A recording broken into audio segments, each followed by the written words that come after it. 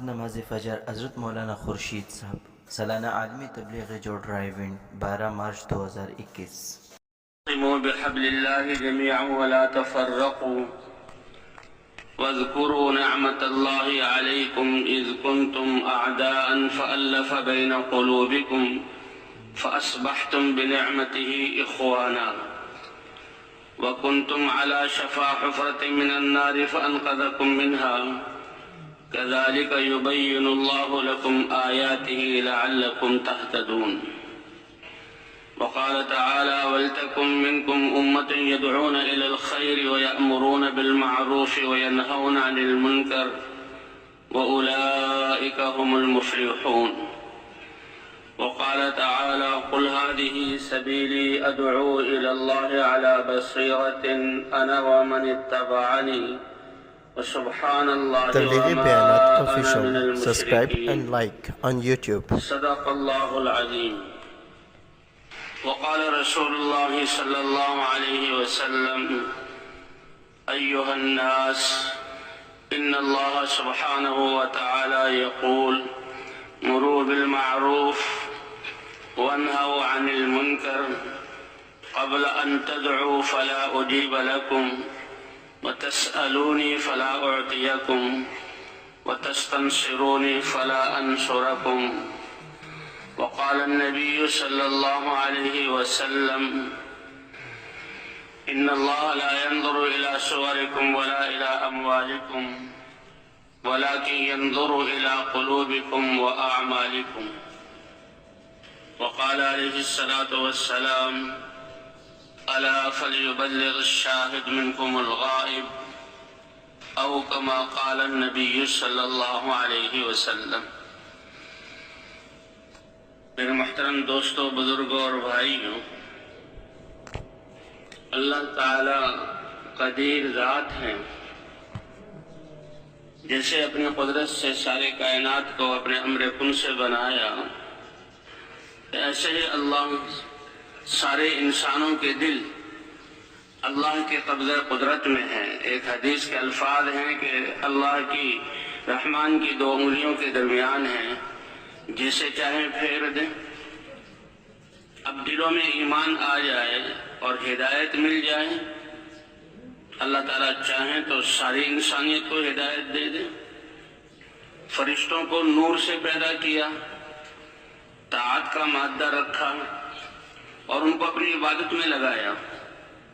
اور ایسی عبادت میں کہ لا یعصون اللہ ما امرہم ویفعلون ما یؤمرون، کہ اللہ نے جو حکم دے دیا اس کی نافرمانی نہیں کرتے، اور جو اللہ نے حکم دیا ہے اس کو کرنے میں لگے ہوئے ہیں۔ حدیث پاک میں آتا ہے یہ 7 آسمان، انسان تو صرف اس زمین میں آباد ہے، اور زمین کا بھی کتنا حصہ پہاڑ، صحرا اور میدان اور سمندر ابھی خالی ہیں، اور یہ چند ارب انسان ہیں، لیکن 7 آسمان فرشتوں سے بھرے ہوئے۔ حدیث پاک میں آتا ہے اتت السماء، یہ آسمان اپنے اوپر بوجھ کی وجہ سے ان سے ٹوٹنے کی آواز، ٹوٹنے کے قریب ہو گئے، یہ آواز نکلتی رہتی ہے، اور ان کا حق ہے کہ ان سے یہ آواز نکلے، کیونکہ فرشتوں کا اتنا بوجھ ہے کہ 7 آسمانوں میں سے کسی آسمان میں ایک بالش کے برابر یا 4 انگلیوں کے برابر ایسی جگہ خالی نہیں ہے جہاں اللہ کا فرشتہ اللہ کی عبادت میں نہ لگا ہوا۔ اور فرشتوں کی عبادت کیا ہے کہ جس کو قیام کا حکم دیا، جب سے پیدا کیا جب تک وہ رہے گا، موت واقع ہوگی وہ قیام میں ہوگا، اور جو رکوع میں ہے تو وہ رکوع میں رہے گا ہمیشہ، کوئی سجدے میں ہے، کوئی جلسے میں ہے، کوئی تشہد میں ہے، کوئی تسبیح میں ہے، کوئی تکبیر میں ہے، اور قیامت واقع ہوگی تو ان کی روحیں نکلیں گی۔ تو اللہ کی عبادت ہو رہی ہے، اللہ کی نافرمانی نہیں کرتے، نور سے بنے ہوئے ہیں۔ اللہ نے پیدا عبادت کے لیے کیا، مادہ اطاعت کا رکھا، اور اتنی عبادت کے باوجود ایک روایت میں پڑھا کہ جب میدان محشر قائم ہوگا اور یہ فرشتے اللہ کا دیدار کریں گے بے ساختہ ان کی زبان سے نکلے گا اے رب العالمین، جیسے آپ کو پہچاننے کا حق تھا ہم نہ پہچان سکے، اور جیسے آپ کی عبادت کرنے کا حق تھا ہم عبادت نہ کر سکے۔ تو ایک اللہ کی قدرت ہے اور ایک اللہ کی سنت ہے کہ انسانوں کو ہدایت دینا، اللہ نے اس کو محنت کے ساتھ جوڑا ہے، اور انسان میں طاعت کا مادہ بھی رکھا اور خواہش کا مادہ بھی رکھا، کیونکہ اللہ نے اس کی محنت پر، اس کے دین پر اللہ نے جزا دینی ہے۔ مالک یوم الدین، اللہ جزا کے دن کے مالک ہیں۔ دین کا ایک معنی جزا کا ہے، یعنی دین ایک ایسا طریقہ زندگی اور ایسے اوامر کا مجموعہ ہے، ہر بول پر، ہر سننے پر، ہر عمل پر اللہ تعالیٰ اس کو بدلہ عطا فرمائیں گے، اور یہ ساری دنیا اپنے خزانوں سمیت ایمان والے کے ایک عمل بلکہ سبحان اللہ کا بدلہ نہیں بن سکتے۔ اس لیے اللہ نے اس دین کے اجر کو قیامت میں اور آخرت کے دن میں اس کو جو ہے مؤخر کیا ہے، اور اس دن ان کے اعمال کا بدلہ دیا جائے گا۔ اس لیے دنیا میں تو اللہ نے اللہ کی جو سنت ہے، حضرات انبیاء کرام کو انسانوں کی ہدایت کی محنت کے لیے بھیجا۔ انسان جیسے رات بیان میں کہ اللہ کو یہ بہت محبوب ہے، اور اللہ نے اس کے لیے ایک طریقہ زندگی دین بنایا اور دنیا میں نبیوں کے ذریعے بھیجا تاکہ یہ دین پر چل کر کامیاب ہو۔ اب یہ دین انسانوں کی زندگی میں کیسے آئے، اس کے لیے اللہ نے نبیوں کی محنت، حضرات انبیاء کرام کو بھیجا۔ حضرت آدم علیہ السلام پہلے انسان ہیں، ابو البشر ہیں، وہ بھی اللہ کے رسول، اپنی نسل اور اولاد کی تربیت کی اللہ کے ایمان اور اللہ کے دین کے مطابق۔ پھر نبیوں کا سلسلہ چلتا رہا۔ محنت کے چھوٹ جانے سے کسی چیز میں زوال آ جاتا ہے، تو انسانوں پر نبیوں کی محنت کے چھوٹ جانے سے کچھ عرصہ گزرنے سے یہ انسان پھر بے راروی کا شکار ہو جاتا ہے۔ تو نوح علیہ السلام وہ پہلے ایسے رسول ہیں کہ جن کو شرک اور کفر والی قوم کی طرف بھیجا گیا، پوری کی پوری قوم بتوں کی عبادت میں۔ اللہ تعالیٰ نے سورہ نوح میں نوح علیہ السلام کی دعوت اور پورے قصے کو ذکر کیا کہ وہ مشرک اور بتوں کی پوجنے والے، ان کے نام بھی اللہ نے قرآن میں ذکر کیے۔ اب ان کو اللہ چاہتے تو ہدایت دے دیتے، اللہ قادر ہیں، لیکن اللہ کا نظام اور سنت کیا ہے کہ نوح علیہ السلام کو دعوت دے کر بھیجا۔ یہ دعوت اتنا طاقتور امر ہے کہ اللہ خود داعی ہے، واللہ یدعو الی دار السلام۔ اللہ تعالیٰ اپنے بندوں کو، انسانوں کو سلامتی کے گھر جنت کی طرف بلاتے ہیں۔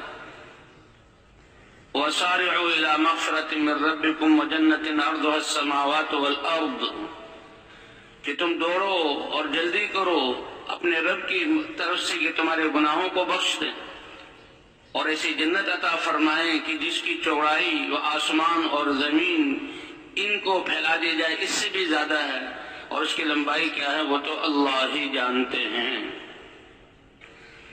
تو سب سے پہلے داعی تو اللہ ہیں، اور انسانوں کی زندگی کے بننے کے لیے اللہ نے نبیوں کو دعوت دے کر بھیجا، اور حضرت نوح علیہ السلام اس دعوت کو لے کر آئے۔ تو بہت طاقتور کام ہے، اللہ داعی ہیں، نبیوں کو حق کی دعوت دے کر بھیجا۔ اور نوح علیہ السلام ان کی دعوت کا عرصہ تو 950 سال ہے۔ جب بھی انسانیت بگڑی، انسانوں کا بگڑنا کیا ہے کہ ان کے دل کے یقین کا بگڑ جانا، اور انسان کی زندگی تابع ہے دل کے یقین کے۔ جب یقین بگڑا تو اعمال بگڑ جاتے ہیں، اور اعمال کے بگڑنے پر اللہ نے دار و مدار رکھا ہے حالات کا، تو حالات اللہ بگاڑ دیتے ہیں۔ جیسے اللہ چیزوں کے خالق ہیں، ایسے ہی اللہ حالات کو بھی اتارنے والے ہیں، حالات بھی اللہ کی طرف سے آتے ہیں۔ تو اللہ کی سنت یہ ہے کہ جب دل بگڑتا ہے، یقین بگڑتا ہے، تو اعمال بگڑتے ہیں، اور اعمال کے بگڑنے کی وجہ سے یہ دنیا کے حالات بھی بگڑتے ہیں، بلکہ علماء تو فرماتے ہیں پہلے انسان کی آخرت بگڑتی ہے اور اس کا اثر اور پرتو دنیا میں دنیا کے حالات کے بگاڑ کی صورت میں پیدا ہوتا ہے۔ الا ان فی الجسد مضغۃ لو صلحت صلح الجسد كله ولو فسدت فسد الجسد كله الا وهي القلب الا وهي القلب الا وهي القلب۔ کہ انسان کے جسم میں ایک خون کا لوتھڑا ہے، اگر وہ صحیح ہو جائے تو سارا جسم ٹھیک ہو جاتا ہے، اور اگر وہ بگڑ جائے تو سارا جسم بگڑ جاتا ہے۔ اور وہ کیا ہے؟ دل ہے۔ اور دل کا بگڑ صحیح ہونا کیا ہے؟ اللہ کی معرفت کا نور اور ہدایت کا نور اس کے دل میں آ جائے، اللہ کی ذات پر ایمان اور اللہ کی ذات پر یقین اور اللہ کی وحدانیت کہ لا الہ الا اللہ، اللہ کے علاوہ کوئی عبادت کے لائق نہیں، یہ آ جائے۔ اور یہی وہ طاقت ہے جس کی بنیاد پر انسان کی ساری زندگی اللہ کے احکام کے مطابق ہوتی ہے۔ عبادات صرف یہ نماز نہیں ہے، یہ تو اللہ کے حقوق میں سے سب سے بڑی عبادت ہے۔ ایمان کے بعد نماز کا درجہ ہے، اور یہ ایسی عبادت ہے کہ انسان کی زندگی کو پاکیزہ بنا دیتی ہے، اور اس کی وجہ سے باقی زندگی میں اللہ کے احکام پر چلنا آسان ہو جاتا ہے۔ عبادت تو یہ ہے کہ کسی پل بھی انسان کا دل اللہ کی ذات سے غافل نہ ہو، اور اللہ کا دین ایسا انسان کی زندگی کے شعبوں کو محیط ہے کہ کسی وقت بھی یہ اللہ کے امر سے باہر نہیں ہے۔ جہاں پر بھی ہے، جو وقت بھی ہے، جس حال میں ہے، اللہ کے امر کو دیکھے اور اس امر کو اللہ کے نبی کے طریقے پر پورا کر لے، یہی کامیابی ہے۔ حالات تو انسان کی ترقی کے لیے آتے ہیں، اور یہ آنے جانے والی چیز ہے۔ ہر حال میں اللہ کے حکم کو ماننا، کہتے یہی کامیابی ہے کہ انسان اللہ کے حکم کو دیکھے اور اس حکم کو نبی کے طریقے پر پورا کر لے تو مطمئن ہو جائے کہ میں کامیاب ہو گیا، میں نے اللہ کا امر پورا کر دیا۔ اب جو میرا مقصود ہے، میری حاجت ہے، پوری ہو نہ ہو، لیکن اللہ کے امر کو پورا کر دینا، یہی ہماری کامیابی ہے۔ حضرات انبیاء کرام کی محنت اسی چیز پر تھی کہ اللہ کے احکام کو وقت کے نبی کے طریقے پر مان لو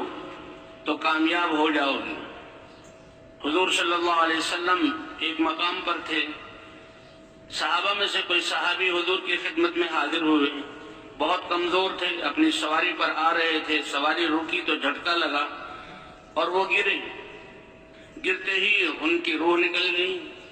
صحابہ کرام ان کی طرف دوڑے کہ ان کو دیکھیں، انتقال ہو گیا ہے تو ان کے نہلانے کا، کفنانے کا اگلا انتظام کریں۔ تو صحابہ کرام ابھی ان کی طرف گئے تھے اور ان کی خدمت کر رہے تھے۔ حضور صلی اللہ علیہ وسلم نے فرمایا، اے میرے صحابہ، میرے اس صحابی کے پیٹ سے کپڑا ہٹاؤ اور دیکھو اس کا کیا حال ہے۔ اب صحابہ کرام نے دیکھا کہ پیٹ تو بالکل خشک ہے، کمر سے ملا ہوا، جسے کہتے ہیں محاورے میں کہ بھوک کی حالت میں۔ لیکن صحابہ حیران ہوئے کہ حضور صلی اللہ علیہ وسلم کو کیسے احساس ہو گیا۔ ہم نے کپڑا اٹھا کر دیکھا تو ہمیں پتہ لگا، اور اللہ کے رسول نے جو حکم دیا تو اللہ کے رسول کو پتہ لگ گیا ہے کہ میرا یہ صحابی بھوک کی حالت میں۔ یا رسول اللہ، آپ کو کیسے اندازہ ہوا کہ یہ بھوک کی حالت میں انتقال ہوا؟ کا روح کے نکلتے ہی میں نے دیکھا کہ جنت سے حوریں ان کی دیے کھانوں کے تش لے کر آئی ہیں اور ان کو کھانا کھلا رہی ہیں۔ میں سمجھ گیا کہ یہ بھوک کی حالت میں مرے ہیں، اللہ نے سب سے پہلے کھانے سے ان کا اکرام کیا۔ اے انسان، تم تو اللہ کے حکم کو پورا کر دو، یہی بنیاد ہے، یہی سب سے بڑی طاقت ہے یہ۔ اور ایمان کی بنیاد پر ایک شخص، حضور برائے ابن عامر نام ہے غالباً، حضور کی خدمت میں آیا اور کہنے لگا، نجد کی طرف کچھ لوگ ہیں، اگر آپ اپنے صحابہ کو میرے ساتھ بھیج دیں اور وہ جا کر وہاں ان کو دعوت دیں، وہ آپ کی دعوت کو قبول کر لیں۔ آپ صلی اللہ علیہ وسلم تو سارے انسانوں کی ہدایت کے حریص تھے، یہی حضرات انبیاء کرام کی شان ہوتی ہے۔ حضرت نبی اپنی قوم کے بارے میں فکر مند اور جب سے وہ ذمہ داری ملتی ہے اس وقت سے لے کر موت تک وہ اپنی قوم کو اللہ کی طرف بلاتے ہیں۔ اللہ کے رسول صلی اللہ علیہ وسلم تو ساری انسانیت کی طرف بھیجے گئے، اور آتا ہے وَقَانَ حَرِيصًا عَلَىٰ هِدَایَةِ النَّاسِ أَجْمَعِينَ، سارے انسانوں کو ہدایت مل جائے، اس کی ایک اعلیٰ قسم کی طلب تھی جس کے بغیر چین نہ آئے۔ تو حضور نے خطرہ بھی محسوس کیا، بھئی نجد والے تو اسلام کی بڑی مخالفت کر رہے ہیں، کہیں میرے صحابہ کو تکلیف نہ دیں۔ اس نے کہا میں ذمہ داری لیتا ہوں، اطمینان دلاتا ہوں، وہ میری پناہ میں ہوں گے، میں ان کو لے جاؤں گا۔ تو حضور صلی اللہ علیہ وسلم نے اپنے صحابہ میں سے بہترین 70 صحابہ، حالانکہ خوف ہے، خطرہ ہے کچھ ہو نہ جائے، لیکن اس خطرے کو مول لیا اور 70 صحابہ بہترین صحابہ میں سے بھیج دیے کہ یہ ان کو جا کر دعوت دیں گے، اور ان کی دعوت کی وجہ سے وہ لوگ جو اسلام کی مخالفت کر رہے ہیں اسلام لے آئیں گے اور جہنم سے بچ کر جنت میں جانے والے بن جائیں گے۔ یہ ہے نبوت والا جذبہ، اور یہ ہے حضرت محمد صلی اللہ علیہ وسلم کی چاہت اور فکر۔ وہ جب لے کر گیا تو ایک قبیلے میں پہنچے تو وہاں پر دیکھا قبائل نے کہ مسلمان آئے ہیں۔ ایک شخص نے آواز لگائی کہ دیکھو یہ مسلمان ہیں اور تمہارے پاس آئے ہیں، اور ان کو گھیر لو اور موقع ہے کہ ان کو شہید کر دو۔ تو ایک قبیلے نے تو کہا نہیں، یہ ہمارے سردار کی یہاں پناہ میں ہے، ہم یہ نہیں کر سکتے اور ہم اس عہد کو نہیں توڑ سکتے۔ کافر ہوتے ہوئے بھی عہد کا پیمان، اس کا اہتمام ان کے دلوں میں تھا۔ اس نے دوسرے قبائل کو بلایا تو دوسرے قبائل آئے اور صحابہ کو گھیر لیا،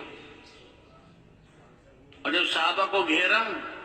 تو پھر اب صحابہ نے کہا دیکھو انہوں نے بدعہدی کی ہے، انہوں نے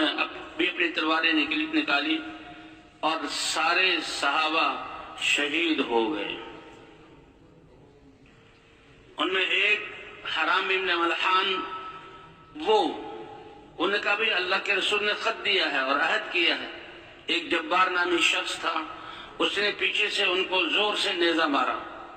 اور اتنی زور سے مارا کہ نیزہ کمر سے داخل ہو کر پیٹ کی طرف سے نکل گیا۔ اور ایک روایت میں آتا ہے جب نیزہ نکلا اور یہ شہید ہونے لگے تو خون نکلا، تو انہوں نے خون کو اپنے ہاتھوں میں لیا اور اپنے چہرے پر ملا اور آسمان کی طرف، اللہ کی طرف دکھایا، اے اللہ تیرے راستے میں جان دے رہا ہوں، اور کیا کہا فزت ورب الکعبہ، رب کعبہ کی قسم میں تو کامیاب ہو گیا۔ یہ جان اللہ کی دی ہوئی تھی، اور اللہ کے دین کو زندہ کرنے کے لیے اللہ کے رسول کے بھیجنے پر دعوت کے لیے آئے ہیں، اور اسی راستے میں جان چلی گئی تو یہ ہے کامیابی۔ اور جبار نامی شخص جس نے یہ نیزہ مارا تھا وہ بڑا حیران ہوا کہ یہ کیسی کامیابی ہے، یہ تو دشمنوں کے گھیرے میں آئے ہوئے مجبور اور مقہور ہو گئے اور بے بسی کی حالت میں ان کو قتل کیا گیا۔ تو لوگوں سے پوچھا یہ کیسی کامیابی ہے؟ فرمایا یہ ان کو شہادت ملی ہے، اور شہادت انسان کی موت کے حالات میں سب سے بہترین حالت ہے کہ اللہ کے لیے دین کے لیے جان دے، اور اللہ اس کو جنت عطا فرماتے ہیں۔ یہ قاتل جو یہ ساری باتیں سن رہا تھا، اللہ نے اس کو ہدایت دی اور یہ اسلام میں داخل ہو گئے۔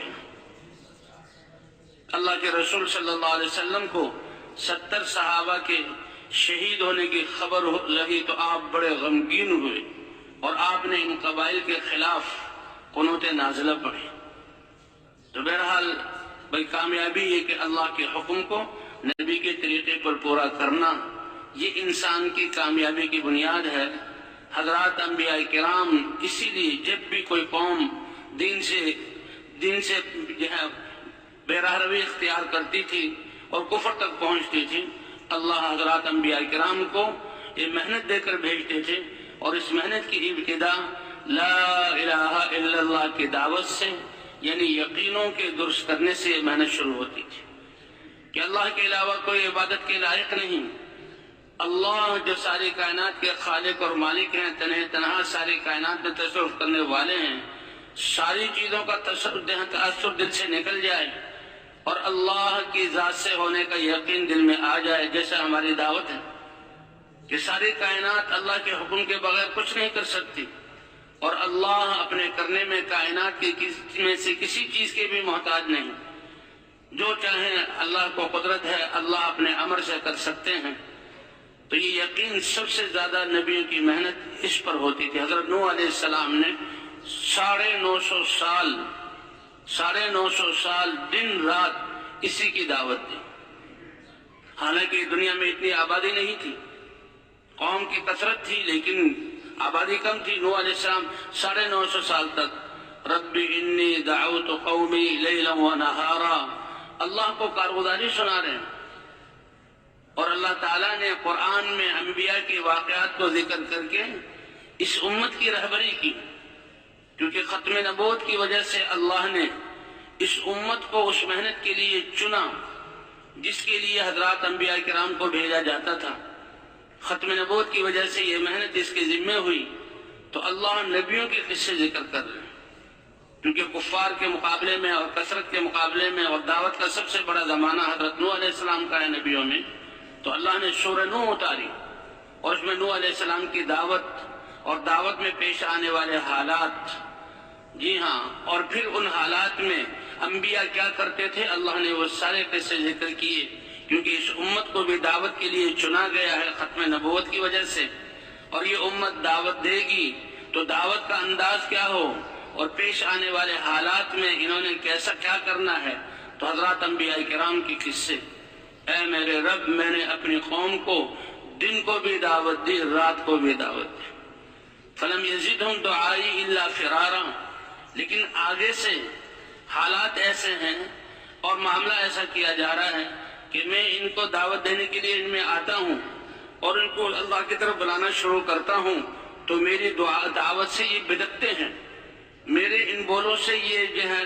نفرت کرتے ہیں اور بدک جاتے ہیں اور یہ بھاگ پڑتے ہیں۔ اور 950 سال تک فلم یزدہم دعائی الا فرارا، اسی لیے کہتے ہیں ہمارے حضرات کہ بھئی ہمارا کام تو محنت کرنا ہے، اللہ کے امر کو جو ہے پورا کرنا ہے، باقی نتیجہ اللہ کے قبضہ قدرت میں ہے۔ اللہ تو محنت کا پورا اجر عطا فرمائیں گے۔ ہم نتیجے کے مکلف نہیں ہیں، نہ نتیجے کو دیکھنا ہے، ہمارا تو یہ یقین ہو کہ اللہ کو امر کو پورا کر دیا، بس ہم کامیاب ہو گئے۔ جیسے وہ پیچھے 2 قصے سنائے، تو نوح علیہ السلام 950 سال تک دعوت دے رہے ہیں، کیونکہ اگر نتائج کو ہم نے دیکھا اور ہم یہ سمجھے کہ نتیجہ ظاہر ہوگا تو اس سے ہمیں ہماری کامیابی ناکامی کا پتہ لگے گا، یہ ٹھیک نہیں ہے۔ بلکہ ہم تو یہ دیکھیں اللہ کا امر پورا ہوا، لیکن اللہ کا امر اتنا بڑا تو اس میں اپنی کوتاہی کا اعتراف کرتے ہوئے کمیوں پر استغفار اور اس امر پر جمے رہنا، یہ ہماری صفت ہے۔ تو اگر نتائج جو ہے اچھے نتائج ظاہر ہوئے، ہدایت دینے والے تو اللہ ہیں۔ اللہ اپنے نبی صلی اللہ علیہ وسلم کو فرما رہے ہیں انک لا تہدی من احببت ولکن اللہ یہدی من یشاء، آپ جس کو چاہیں ہدایت دینا چاہیں، آپ ہدایت نہیں دے سکتے، آپ کا کام تو راہ بتلانا ہے اور اللہ کی طرف بلانا ہے۔ اللہ جس کو چاہیں ہدایت دیں، ہدایت اللہ دینے والے ہیں۔ اس لیے اگر نتائج اچھے ہوئے تو انسان میں عجب آ جا سکتا ہے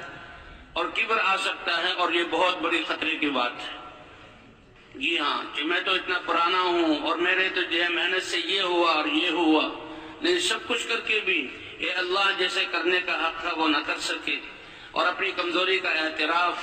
اور اللہ سے معافی مانگنا۔ اور اگر نتیجہ ظاہر نہ ہوا تو انسان شیطان پھر مایوسی کی طرف لے جائے گا۔ مایوس ہونا بھی جو ہے یہ بری بات ہے۔ اے ایمان والو، اللہ کی رحمت سے مایوس نہ ہو۔ جی ہاں، تو اس لیے حضرات انبیاء کرام سب سے ان کا زیادہ وقت دعوت دینے پر لگا، اور دعوت سے جن کو اللہ نے چاہا ان کو ہدایت ملی، ایمان آیا، اور پھر اللہ کے احکام اترے، اور جو نبیوں کی بات ماننے والے، اللہ کے حکموں پر چلنے والے، کتنی دفعہ واقعہ ایسا ہوا کہ جو مخالفین تھے اللہ نے اپنے عذاب کا کوڑا برسایا اور سب کو ختم کر کے ایمان والوں کو زمین کا وارث بنایا۔ اب 950 اے میرے رب میں ان کو بلاتا ہوں، اور جب ان کی طرف آتا ہوں تو یہ کانوں میں انگلیاں ٹھوس لیتے ہیں اور اپنے کپڑوں کو بھاگنے کے لیے سمیٹ لیتے ہیں، اور میں زور زور سے ان کو پکارتا ہوں، وَأَسْرَرْتُ لَهُمْ إِسْرَارًا، اور چپکے چپکے بھی ان کو میں جہاں دعوت دیتا ہوں۔ علماء نے لکھا ہے چپکے چپکے کا مطلب جیسے ہماری انفرادی دعوت کہ اکیلے کسی کے گھر جا کر، اس کی دکان پہ جا کر، اس کے کام کی جگہ جا کر اس کو بٹھا کر اور اس سے بات کرنا، اور اس کو یہی بنیادی بات لا الہ الا اللہ، کہ اللہ کے علاوہ کوئی عبادت کے لائق نہیں۔ اللہ نے کامیابی کے لیے اپنا مبارک دین مرحمت فرمایا ہے، اور اللہ کے احکام کو نبی کے طریقے پر ماننا یہ کامیابی ہے۔ تو نوح علیہ السلام کہنے ایک ایک کو میں نے چپکے چپکے بھی دعوت دی اور اسے کہا کہ اللہ کی عبادت پر آ جاؤ، اللہ کے علاوہ کوئی معبود نہیں ہے کہ جس کی بات کو مانا جائے، جس کے سامنے جھکا جائے، جس سے دل کو لگایا جائے، جس سے حاجت کو مانگا جائے۔ 950 سال کی محنت کا نتیجہ 80 سے کچھ زائد لوگ ایمان والے ہوئے، اور 950 سال کے بعد پھر اللہ کا اے میرے رب، نہ تو یہ ایمان لا رہے ہیں بلکہ اپنی آگے آنے والی نسلوں کو کفر پر جماتے ہیں اور میری مخالفت پر کھڑا کرتے ہیں اور ان کو جہنم کا ایندھن بناتے ہیں۔ اس پر اللہ نے کشتی کا بنانے کا حکم دیا تھا، اور پھر فرمایا کہ دیکھو اب میرا عذاب آنے والا ہے، اور جب تندور سے بھی پانی ابل پڑے تو تم کشتی میں ایمان والوں کو سوار کر لو۔ پہلے لوگ مذاق اڑاتے تھے، ہنسی کرتے تھے کہ اے نوح، تم صحرا میں اور خشکی پر یہ کشتی بنا رہے ہو، یہ کیا چیز ہے؟ لیکن یہ تو اللہ کا امر تھا۔ نوح علیہ السلام تو اس لیے کہتے ہیں کہ ایمان اس کا تقاضا یہ ہے ہم تو اللہ کے امر کو پورا کریں، چاہے ہماری سمجھ میں آئے یا نہ سمجھ میں نہ آئے۔ ہماری عقلیں اور ہمارے علم کے جہاں وہ ذرائع بہت محدود ہیں، ہماری عقلیں بہت چھوٹی ہیں، اللہ کا امر اس سے بہت بڑا ہے۔ تو قوم تو مذاق اڑاتی تھی، لیکن اللہ کے امر پر نوح علیہ السلام بنا رہے تھے، اور جب آسمانوں سے پانی برسا اور تندور سے بھی پانی نکلا، جہاں آگ جلتی ہے، روٹی پکتی ہے، اور پانی زمین بھر گئی، تو نوح علیہ السلام نے ایمان والوں کو کشتی میں سوار کیا۔ آتا ہے 3 اس کے طبقات بنائے، ایک جانوروں کے لیے ان اور جہاں غلوں اور غذاؤں کے لیے، اور ایک پر ایمان والے سوار تھے۔ اور جب پانی اتنا اونچا ہو گیا کہ اب کشتی تیرنے لگی، تو نوح علیہ السلام اپنے بیٹے کو دیکھا کہ پہاڑ کے دامن میں کھڑا ہوا ہے، اس کو بلایا کہ اللہ کا وعدہ تھا کہ اب میرا عذاب آ رہا ہے، تمہارے اہل کو میں بچاؤں گا، باقی سب ہلاک ہو جائیں گے، حجت پوری ہو چکی۔ تو نوح علیہ السلام نے کہا یہ تو میرا بیٹا ہے۔ روایات میں آتا ہے کہ نوح علیہ السلام کے 4 بیٹے تھے، ایک ان میں سے کنعان تھا جو ایمان نہیں لایا، اور اسی سے مخاطب ہوئے 3 ایمان والے تھے جو زندہ رہے، اور انہی کی نسل سے ساری انسانیت ہے۔ کیونکہ بعد میں جب قوم ہلاک ہو گئی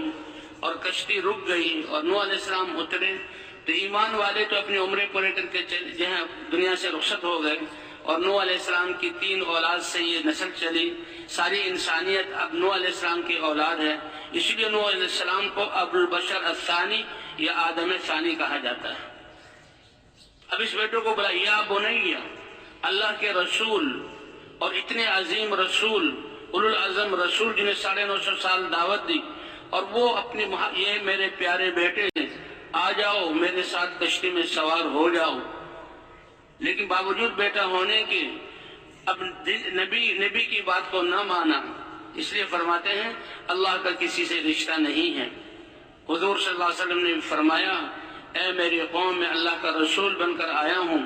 اور تمہارے لیے دنیا آخرت کی کامیابی کے اسباب لایا ہوں، لیکن اگر تم نے میری بات نہ مانی تو اے فلاں قبیلہ، اے عبد المطلب کی اولاد، اے ہاشم کی اولاد، اور اے فلاں اور فلاں، میری رشتہ داری تمہیں کی کوئی کام نہ آئے گی، بلکہ کام آنے والی چیز تو ایمان ہے اور اللہ کے دین کو قبول کرنا ہے جو پیغام لے کر آیا ہوں۔ حتیٰ کہ حضور صلی اللہ علیہ وسلم نے اپنی بیٹی فاطمہ سے بھی فرمایا اے بیٹی فاطمہ، من بطأ به عملہ لم یسرع به نسبہ، جس کا عمل اس کو پیچھے کر دے تو اس کا نسب،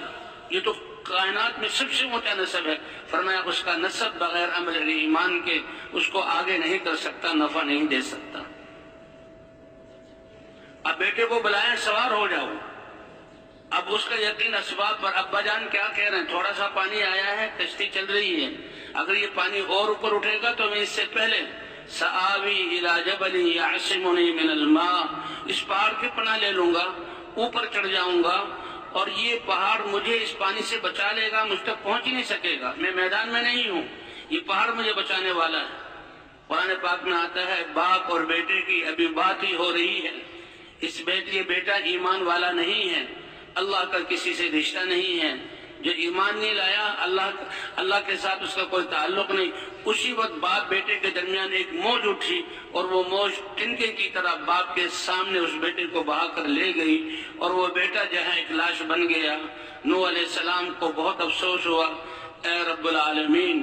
آپ نے تو وعدہ کیا تھا کہ تمہارے گھر والوں کا، اہل کہتے ہیں گھر والے جس میں بیوی بچے سب آتے ہیں، ان کو میں بچاؤں گا، یہ تو میرا بیٹا میرے سامنے ہلاک ہو گیا۔ اللہ نے ناراضگی کا اظہار فرمایا کہ جب اس نے تمہاری بات نہیں مانی تو وہ تمہارے اہل میں سے نہیں ہے، تمہارا اہل وہ ہے جس نے تمہاری بات کو مانا۔ تو نوح علیہ السلام اللہ کی طرف متوجہ ہوئے، اے اللہ میری اس کمی کو معاف فرما دے۔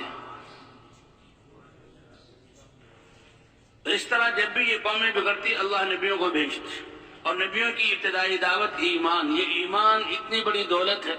کہ یہ یقین نصیب ہو جائے انسان کو تو یہ دنیا میں بھی اور آخرت میں بھی ہر موقع پر فائدہ دینے والا ہے۔ اس کے لیے اللہ تعالیٰ نے حضرات انبیاء کرام کے قصوں کو ذکر کیا کہ دیکھو ابراہیم علیہ السلام کو ایک مضبوط بادشاہت اور قوم اور ایک بادشاہ کی طرف بھیجا، نمرود جس کا نظام اتنا مضبوط کہ وہ اپنی خدائی کا دعویٰ کرتا تھا، ان کی ہدایت کے لیے اللہ بھی کتنے رحم کرنے والے ہیں، کتنے حلیم ہیں کہ قوموں کو ان کے کفر پر ہلاک نہیں کرتے تھے بلکہ نبیوں کو بھیج کر نبیوں کی کو محنت کا مکلف بنا کر اور ان کی محنت کے ذریعے حجت قائم کر کے پھر اللہ تعالیٰ کا فیصلہ اترتا تھا۔ اب نمرود ظلم کر رہا ہے، اللہ کے بندوں اور بندیوں کو اپنے سامنے جھکا رہا ہے، لیکن اللہ نے ابراہیم علیہ السلام کو نبی اور رسول بنا کر بھیجا اور ان کو اپنی دوستی خلت والا مرتبہ عطا فرمایا، خلیل اللہ، اور ابراہیم علیہ السلام دعوت دے رہے ہیں۔ اور پھر جو واقعہ ہوا کہ یہ دعوت ایسا امر ہے کہ اس دعوت کی وجہ سے، کیونکہ یہ معاشرے کے خلاف ہوتی ہے، اس دعوت کی وجہ سے معاشرہ اور ساری قوم مخالفت میں آ جاتی ہے، اور پھر اللہ کی مدد نبی کے ساتھ۔ تو ابراہیم علیہ السلام کے لیے انہوں نے ایک وادی کو ایندھن سے بھرا اور جب اس کو آگ جلائی تو آگ کا ایک سمندر تھا اور اونچی جگہ سے منجنیق کے ذریعے ابراہیم علیہ السلام کو اس میں ڈالنا چاہا۔ ابراہیم علیہ السلام کو رسیوں سے باندھ دیا گیا اور منجنیق میں بٹھا دیا گیا۔ اب تک تو ظاہری حالات ایسے ہیں کہ جو نمرود اور اس کی فوج چاہ رہی ہے وہی ہو رہا ہے، لیکن اللہ فرماتے ہیں گھبراؤ نہیں، اللہ کی مدد اپنے انبیاء اور ایمان والے اور دعوت والوں کے ساتھ۔ ام حسبتم ان تدخلوا الجنۃ ولما یأتکم مثل الذین خلوا من قبلکم مستهم البأساء والضراء وزلزلوا حتى يقول الرسول والذین آمنوا معه متى نصر اللہ الا ان نصر اللہ قریب۔ اللہ آزماتے ہیں اور جھنجھوڑا جاتا ہے اور اتنا سخت جھنجھوڑا جاتا ہے، حالات آتے ہیں کہ یہاں ایمان والے اور رسول بھی، اے اللہ تیری مدد کب اترے گی؟ یقین ہے کہ تیری مدد ہے۔ اللہ نے فرمایا گھبراؤ نہیں، اللہ کی مدد قریب ہے۔ تو ابراہیم علیہ السلام کو اب جو کفار چاہ رہے ہیں وہ ہو رہا ہے۔ اگر چاہتے تو اللہ تعالیٰ پہلے ہی ان کو ہلاک کر دیتے، ان کے ہاتھ توڑ دیتے، لیکن سب کچھ منجنیق میں بٹھایا گیا، فرشتے تک آئے اور فرشتے جبرائیل علیہ السلام نے عرض کیا اے ابراہیم یہ فرشتے اللہ نے بھیجے ہیں، کہا اگر اللہ نے تمہیں حکم دیا ہے وہ تو اللہ کا امر پورا کرو، اس میں کیا کہہ سکتا ہوں، اور اگر اللہ نے تمہیں حکم نہیں دیا تو آخری کلام حسبی اللہ نعم الوکیل، کہ میرے لیے میرا اللہ کافی ہے۔ فرمایا یہ یقین ہے کہ اس یقین کی بنا پر اللہ کی مدد حضرات انبیاء کرام کا اعلیٰ درجے کا، تو حسبی اللہ نعم الوکیل، ادھر سے انہوں نے منجنیق کے ذریعے ابراہیم علیہ السلام کو فضاؤں میں لا کر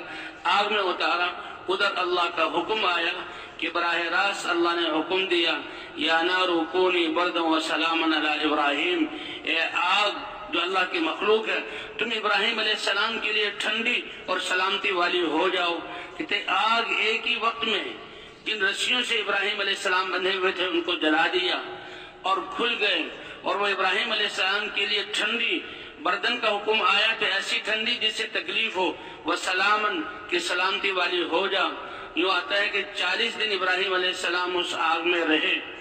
اور 40 دن کے بعد اس آگ سے نکلے۔ روایات میں یہ بھی آتا ہے کہ جنت سے تخت آیا، اس پر بیٹھ گئے، اسی آگ میں اللہ نے ایک چشمہ چالو کر دیا، وہیں سے ایک درخت اگ گیا۔ ان سے پوچھا گیا کہ آپ کی زندگی کے سب سے زیادہ اطمینان والے دن اور بہترین دن کون سے تھے؟ ابراہیم علیہ السلام نے فرمایا کہ آگ میں اللہ نے جو مجھے اطمینان دیا وہ سب سے زیادہ میری راحت والے دن تھے۔ تو یہ یقین کی بنیاد پر، یقین ایسا تو جس کے دل میں بھی یقین آ جاتا، اس یقین کے مطابق اللہ کی مدد، اس یقین کے مطابق اللہ کی مدد۔ اور پھر اب نمرود اور اس کی اسکیم فیل ہوئی۔ ایک روایت میں آتا ہے کہ محل سے اس کی بیٹی بھی دیکھ رہی تھی اور دیکھا کھلی آنکھوں سے، اور قوم نے بھی دیکھا کہ ابراہیم علیہ السلام زندہ ہیں اور بالکل راحت و آرام سے ہیں۔ حضرت معاشر تھانوی رحمۃ اللہ نے بشتیہ میں قصہ لکھا ہے کہ فرعون کی بیٹی،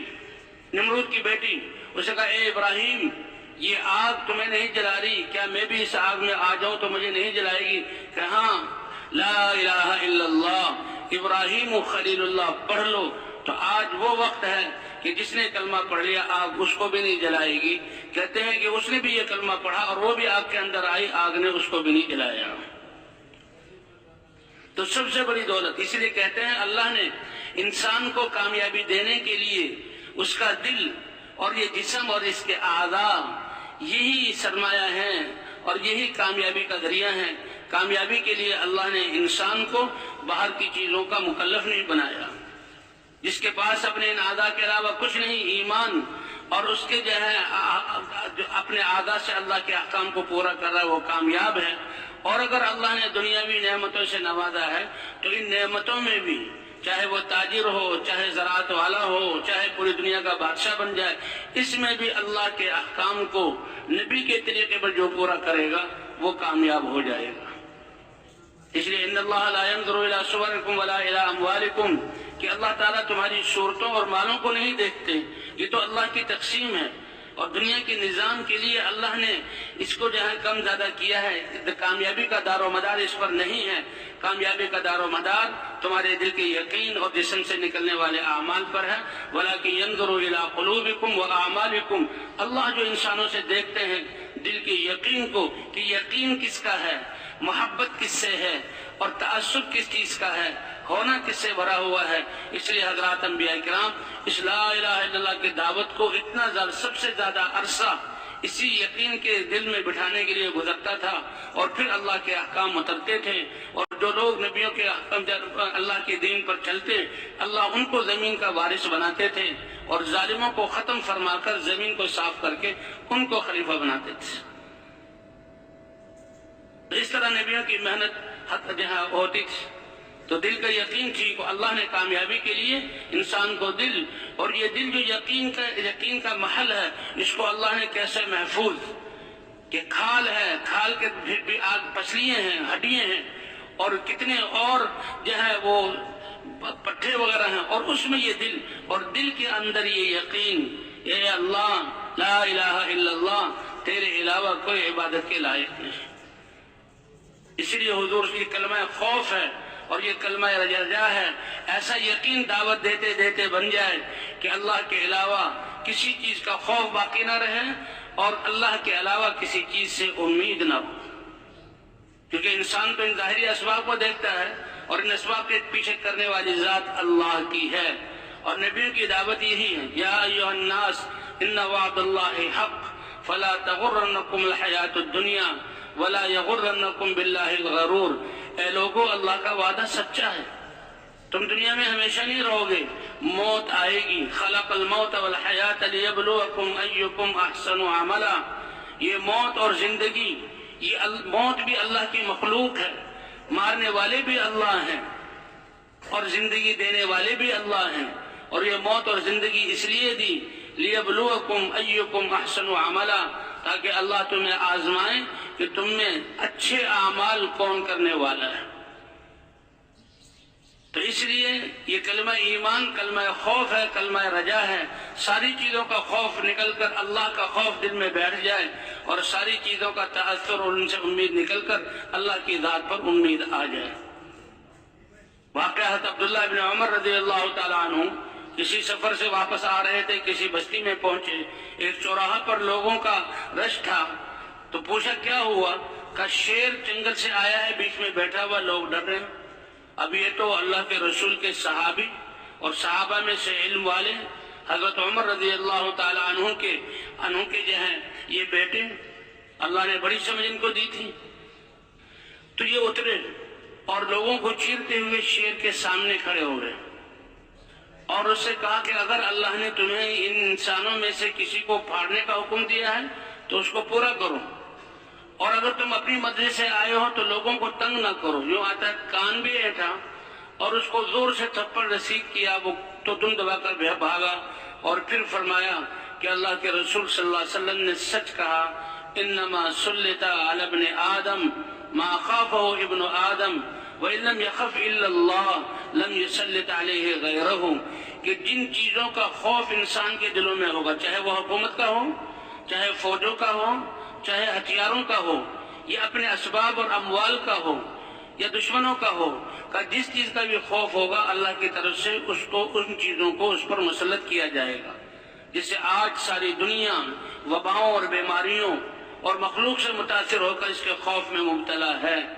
فرمایا جن چیزوں کا خوف دل میں ہوگا اللہ کی طرف سے، کہ یہ ایمان والے کلمہ تو پڑھتے ہیں لا الہ الا اللہ، اور کرنے والی ذات تو اللہ کی ہے، اور ان لوگوں کے دلوں میں خوف چیزوں کا اللہ ان چیزوں کو مسلط کر دیتے ہیں، اور اسی خوف میں پھر زندگی گزر جاتی ہے۔ اگر انسان محنت کر کے دل کے یقین کو بنا لے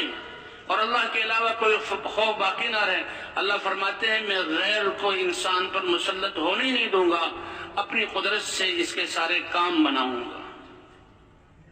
وَإِنَّمَا وُكِلَ ابْنُ آدَمَ لِمَنْ رَجَاهُ ابن آدم، کہ ابن آدم اپنے دل میں مخلوقات سے، اسباب سے، وسائل اور اموال سے اگر امید باندھے گا تو اس کو ان چیزوں کے حوالے کر دیا جائے گا، اور اگر یہ اپنا یقین بنا کر اللہ کی ذات پر امید لے آئے اور اللہ کی ذات ہی سے امید رکھے، اللہ کسی کے حوالے نہیں کریں گے، اللہ اپنی قدرت سے ان کے کام بنائیں گے۔ وَمَن يَتَّقِ اللَّهَ يَجْعَل لَّهُ مَخْرَجًا وَيَرْزُقْهُ مِنْ حَيْثُ لَا يَحْتَسِبُ، کہ جو اللہ سے ڈر کر اللہ کے احکام کو پورا کرے گا اور اپنی زندگی کو گناہوں سے پاکیزہ بنائے گا، چاہے ساری کائنات کے مخلوقات جمع ہو کر اس کے لیے سارے راستے بند کر دے، اللہ اس سے راہ نکال کر دکھائیں گے، اور اللہ اس کی روزی عطا فرمائیں گے، ساری کائنات اس پر بندشیں لگا دیں۔ اللہ کا وعدہ ہے کہ میں تقوی والوں کو میں ان کی تنگیوں سے راہ بھی نکالوں گا اور ان کو رزق بھی عطا فرماؤں گا۔ وَلَوْ أَنَّ أَهْلَ الْقُرَىٰ آمَنُوا وَاتَّقَوْا لَفَتَحْنَا عَلَيْهِمْ بَرَكَاتٍ مِّنَ السَّمَاءِ وَالْأَرْضِ، اگر بستیوں والے ایمان اور اعمال والے ہو جائیں تو آسمان اور زمینوں کی برکتوں کے دروازے ان کے لیے کھول دے۔ یہ اللہ کا وعدہ ہے، اور اللہ نے پچھلی قوموں کے ساتھ یہ کر کے دکھایا۔ حضرت ابراہیم علیہ السلام حکم ہوا، یہاں تو آگ میں ڈالا گیا، اور حسبی اللہ و نعم الوکیل پر اللہ نے نمرود اور اس کی پوری قوم کو نیست و نابود کیا، ان کی تدبیروں کو فیل کیا، اور ابراہیم علیہ السلام کامیاب ہو کر نکلے۔ تو ابراہیم علیہ السلام پر دوسری آزمائش کہ بیوی جوان ہاجر علیہ السلام اور 90 سال کی عمر میں ایک بیٹا اسماعیل علیہ السلام اتنا زبردست کہ ان کی پشت سے سارے نبیوں کے سردار حضرت محمد صلی اللہ علیہ وسلم تشریف لائیں گے، وہ گود میں ہیں اور 90 سال کی عمر میں ملا۔ اللہ نے فرمایا اے ابراہیم اپنی بیوی اور اس بچے کو میرے حکم پر لو اور چلو، جہاں میرا حکم آئے وہاں چھوڑ دینا۔ ابراہیم علیہ السلام لے کر چلے ہیں۔ شام کا علاقہ سرسبز اور شاداب،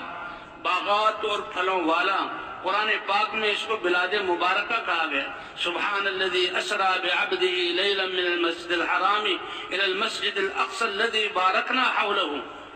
کہ چاروں طرف برکات۔ تو وہاں سے لے کر نکلے، آبادیاں، باغات، لہلہاتے کھیت، چشمے اور نہریں اور ٹھنڈی ہوائیں ختم ہوئی تو آگے دشت اور میدان ہی میدان اور اڑتا ہوا غبار اور ریت ہی ریت، ریگستان، پھر سنگلاخ پہاڑوں کا سلسلہ شروع ہوا اور گرم علاقہ، اور پھر سب سے زیادہ ہیبت ناک پہاڑ اور سخت گرمی، ایسی کہ میلوں تک آبادی کا کوئی نشان نہیں۔ ایک ٹیلے پر آ کر ابراہیم علیہ السلام نے حاجر علیہ السلام کو اتارا اور بچے کو حوالے کیا، اور مشکیزے میں جو پانی رہ گیا تھا وہ دے دیا، اور تھیلے میں جو کھجوریں رہ گئی تھی وہ دے دی. اللہ کا حکم تھا بس یہاں تک لانا تھا, یہاں چھوڑو اور واپس اپنے شام میں چلے جاؤ. اب اللہ کے امر پر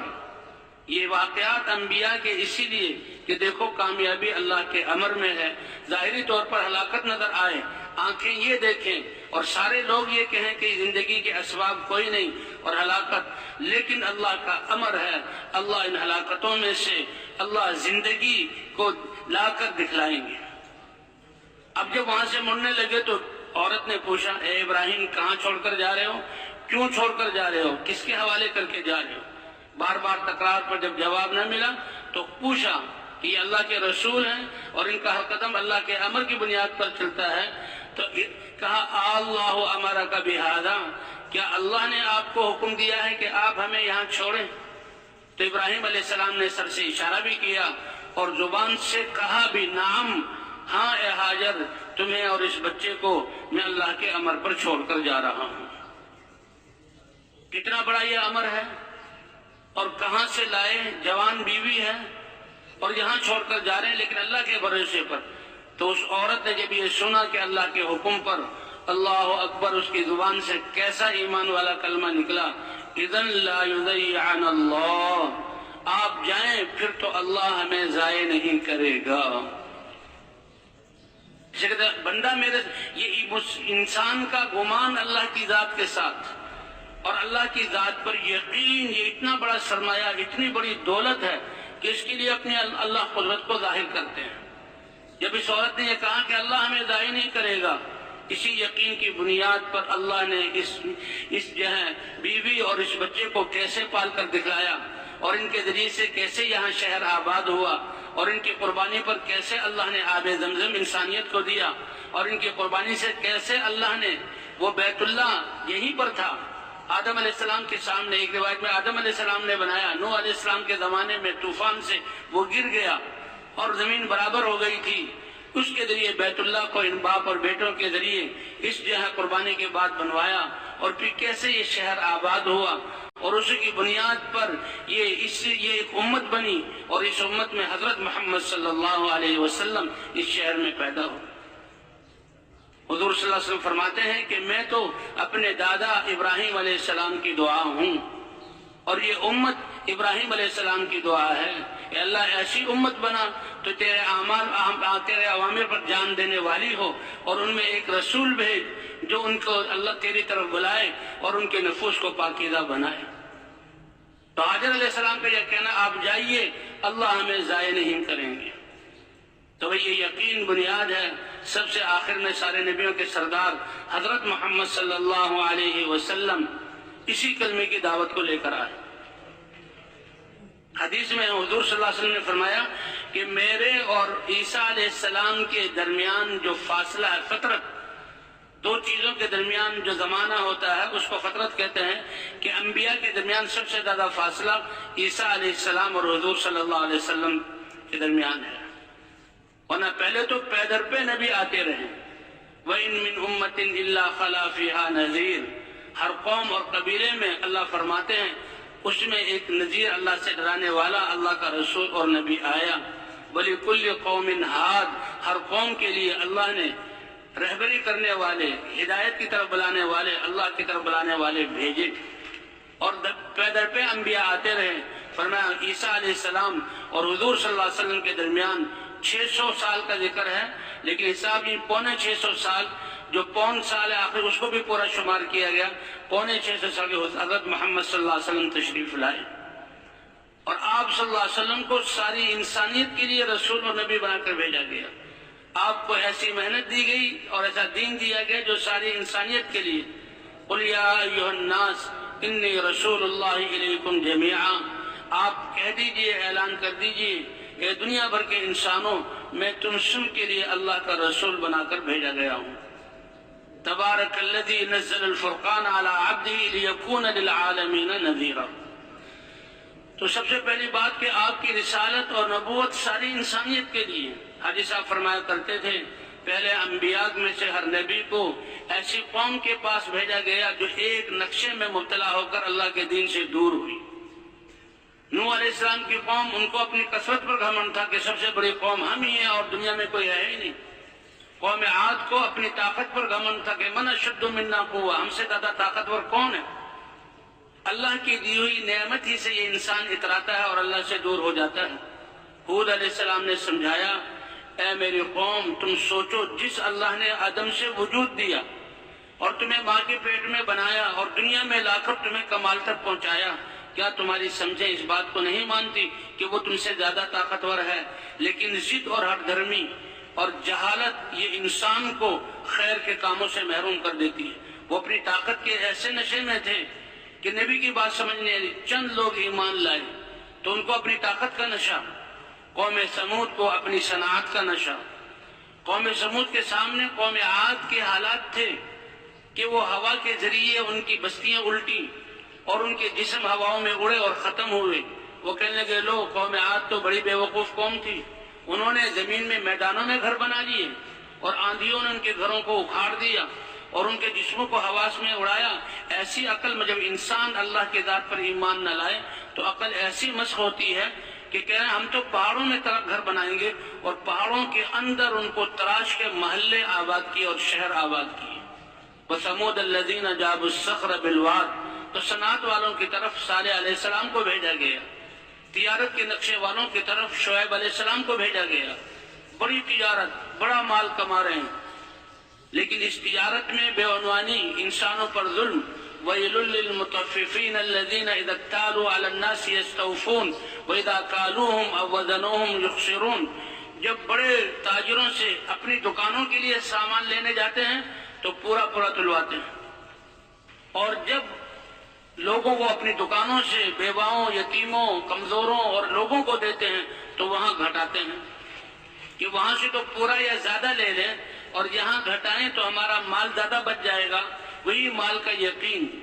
اور وہ اس میں بہت عروج تک پہنچ چکے۔ اللہ نے شعیب علیہ السلام کو بھیجا اور شعیب علیہ السلام نے ان کو ایمان کی طرف بلایا کہ اللہ کی ذات پر یقین کرو، اللہ پر ایمان لاؤ، اور اللہ کا حکم ہے کہ تم پورا تولو۔ کا نفع کم ہوگا، کا یہ جو کم نفع ہوگا یہ تمہارے لیے بہتر ہے اس سے زیادہ سے کہ تم لیتے ہوئے جھکتا تولتے ہو اور دیتے ہوئے کمی کرتے ہو، اس کے لیے تمہارے لیے ہلاکت سمجھایا، لیکن قوم نے نہ مانا۔ تو تجارت والے نقشے میں قوم سبا ایسی قوم تھی کہ جن کی زراعت کی قرآن میں تعریف، ان کا بنایا ہوا ڈیم، صنعاء یمن میں ہونے والی بارشیں، وہ ساری کی ساری سمندر میں جا رہی تھی، انہوں نے ایسا ڈیم بنایا اور اس کے ذریعے ہزاروں ایکڑ زمین جہاں آباد کی۔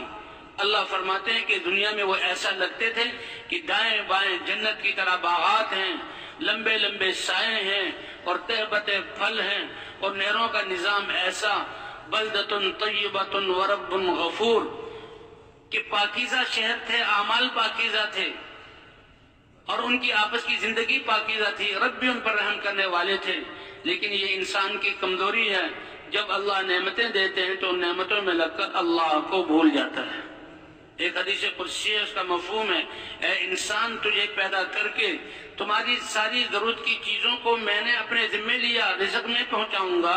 تم اس سے زیادہ مجھ سے طلب کیوں کرتے ہو کہ جو تمہیں مل جائے تو تمہیں مجھ سے غافل کر دے گا؟ یعنی سب سے بڑا نقصان انسان کا اللہ سے دور ہونا ہے، اس کے دل کی توجہ کا اللہ سے ہٹ کر مخلوق کی طرف لگ جانا، یہ سب سے بڑا نقصان ہے۔ اگلی جو قومیں نسلیں آئیں تو یہ سمجھی کہ یہ ساری زراعت اور یہ باغات اور یہ نہروں کا سلسلہ یہ ہمارے ہنر اور بازو کی طاقت سے ہے۔ اللہ نے نبیوں کو بھیجا اور جب انہوں نے نبیوں کی بات نہ مانی تو اللہ تعالیٰ نے اسی ڈیم کو جو ان کی اس باغات کا، یعنی میلوں چلتے جاتے تھے، یوں بھی آتا ہے کہ اگر کوئی عورت ٹوکرا لے کر ان باغ میں جائے کسی کام کے لیے تو پھل اتنے ٹپکتے تھے کہ بغیر اس کے ہلائے وہ ٹوکرا پھلوں سے بھر جاتا تھا، اور سفروں میں نکلتے تھے، ٹھنڈی ہوائیں اور سائے اتنے لمبے۔ وہ کہتے ہم سنتے تھے سفر میں تو بڑی مشقت ہوتی ہے، انسان پسینہ پسینہ ہو جاتا ہے اور وہ سارا جب سانس لینے کے لیے رک جاتا ہے، یہ تو ٹھنڈی ہوائیں اور یہ سائے اور یہ پانی اور یہ کھانا، ہمیں تو سفر کی مشقت محسوس ہی نہیں ہوتی۔ اے اللہ، کچھ سفر تو ہمیں دکھا دے جس میں ہم تھکیں۔ تو اللہ جب تک اللہ کے احکام پر رہے نعمتیں برستی رہیں، لیکن جب اللہ کی نافرمانی کی، اللہ نے نبیوں کو بھیجا، اللہ نبی کے بھیجے بغیر اور حجت کو پورا کیے بغیر کبھی کسی قوم کو ہلاک نہیں کرتے۔ تو زراعت کے نقشے والے یہ تھے، اور حضرت محمد صلی اللہ علیہ وسلم کو سارے انسانوں اور ساری شکلوں والوں کی طرف رسول اور نبی بنا کر بھیجا۔ اس لیے آپ کی دعوت سارے انسانوں کی دعوت ہے، اور آپ کی دعوت سارے نبیوں کا نور لیے ہوئے ہے۔ آپ صلی اللہ علیہ وسلم کے ختم نبوت کی وجہ سے اللہ نے آپ کی امت کو بھی اس کام کے لیے چن لیا۔ وَجَاهِدُوا فِي اللَّهِ حَقَّ جِهَادِهِ هُوَ اجْتَبَاكُمْ، تم دین کے لیے، دین کو زندہ کرنے کے لیے جان اور مال لگاؤ اور محنت کرو، ایسی محنت کرو جیسے محنت کرنے کا حق ہے۔ یہ اللہ کا امر ہے، کتنا پیارا امر ہے، اور کیسے اللہ ایسے محنت کرو جیسے محنت کرنے کا حق ہے۔ یہ ایمان والوں کو خطاب ہے، اور پھر اس کی وجہ اللہ بتا رہے ہیں وہ اجتباکم، کیونکہ اللہ نے تمہیں اس کے لیے چنا ہے۔ اس سے حضور صلی اللہ علیہ وسلم جب اللہ کا دین لے کر آئے اور اس کی دعوت شروع کی، تو جو بھی ایمان لاتا تھا وہ فوراً حضور صلی اللہ علیہ وسلم کے ساتھ دعوت کو شروع کرتا تھا کہ ہمارے اس کلمہ طیبہ لا الہ الا اللہ، اے اللہ آپ عبادت کے لائق ہیں، آپ کے علاوہ کسی کی عبادت نہیں کریں گے، یعنی آپ کے سارے حکم مانیں گے، محمد الرسول اللہ اور حضرت محمد صلی اللہ علیہ وسلم کے طریقے اور سنت کو اپنائیں گے، ان کی سنت کے مطابق احکام کو پورا کریں گے، اور آپ صلی اللہ علیہ وسلم خاتم النبیین ہیں۔ آپ کی ختم نبوت کی وجہ سے یہ بھی اس کلمے میں اقرار ہے کہ ہم آپ صلی اللہ علیہ وسلم والی محنت کریں گے، کیونکہ اللہ نے حضور صلی اللہ علیہ وسلم کو حکم فرمایا، آپ کہہ دیجئے یہ ہے میرا راستہ، اللہ کی طرف بصیرت کے ساتھ سمجھ بوجھ کے ساتھ بلاتا ہوں، یہ میرا راستہ بھی ہے، اور جس نے میری اتباع کی یہ اس کا راستہ بھی ہے۔ کیسے اللہ تعالیٰ نے کیسے پیراہے پر کہ اپنے نبی کو ان کی زندگی کا مقصد بتا رہے ہیں، وہیں اللہ تعالیٰ یہ فرما رہے ہیں کہ من اتبعنی، مرد ہو یا عورت ہو، جس نے بھی اس کلمے کو لا الہ الا اللہ محمد رسول اللہ کا پڑھ لیا، اس کا راستہ بھی وہی ہے اور زندگی کا مقصد بھی وہی ہے جو اللہ کے رسول حضرت محمد صلی اللہ علیہ وسلم کا ہے۔ ہماری زندگی کو راستے سے قرار تعبیر کیا، کیا مطلب کہ دنیا میں آرام نہیں ہے، راستے پہ تو انسان منزل کی طرف رخ کر چلتا ہے چلتا ہے چلتا ہے چلتا ہے جب تک منزل تک نہ پہنچ جائے۔ ہماری منزل اللہ کو پا لینا ہے، یعنی اللہ کی رضا کو حاصل کر لینا ہے، اور قیامت میں کہ یہ موت ایک فاصلہ ہے اور اللہ سے ملاقات کا پہلا مرحلہ ہے، اور منزل تو اللہ تک پہنچنا کہ قیامت میں جب اللہ سے ملاقات ہو، اللہ ہماری زندگی کے اعمال کو دیکھ کر خوش ہوں۔ کہتے ہیں جب نامہ اعمال تولے جائیں گے اور نیکیوں کا پلڑا بھاری ہوگا، اللہ تعالیٰ جبرائیل علیہ السلام سے کہیں گے اعلان کرو، اور کن میں اعلان ہے؟ اللہ کا دربار ہے، اللہ کا حکم ہے، جبرائیل علیہ السلام اعلان کرنے والے ہیں، سارے جنات اور سارے انسان بما رسولوں کے، صحابہ کے اور انبیاء کی، متبعین کے، سارے بادشاہوں کے اور سارے جنات اور سارے فرشتے، وہاں یہ اعلان ہوگا کہ فلاں ابن فلاں جو اللہ کا بندہ ہے، آج اس کے لیے فیصلہ کیا گیا ہے، قد سعید سعادتا لا یشقى بعدہ ابدا، وہ ایسا کامیاب ہوا ہے کہ آج کے بعد وہ کبھی ناکامی کا منہ نہیں دیکھے گا۔ تو دنیا میں تو یہ راستے سے تعبیر کیا ہماری زندگی کو، جس میں چلنا ہے، نقل و حرکت ہے۔ اس لیے حضرات انبیاء کرام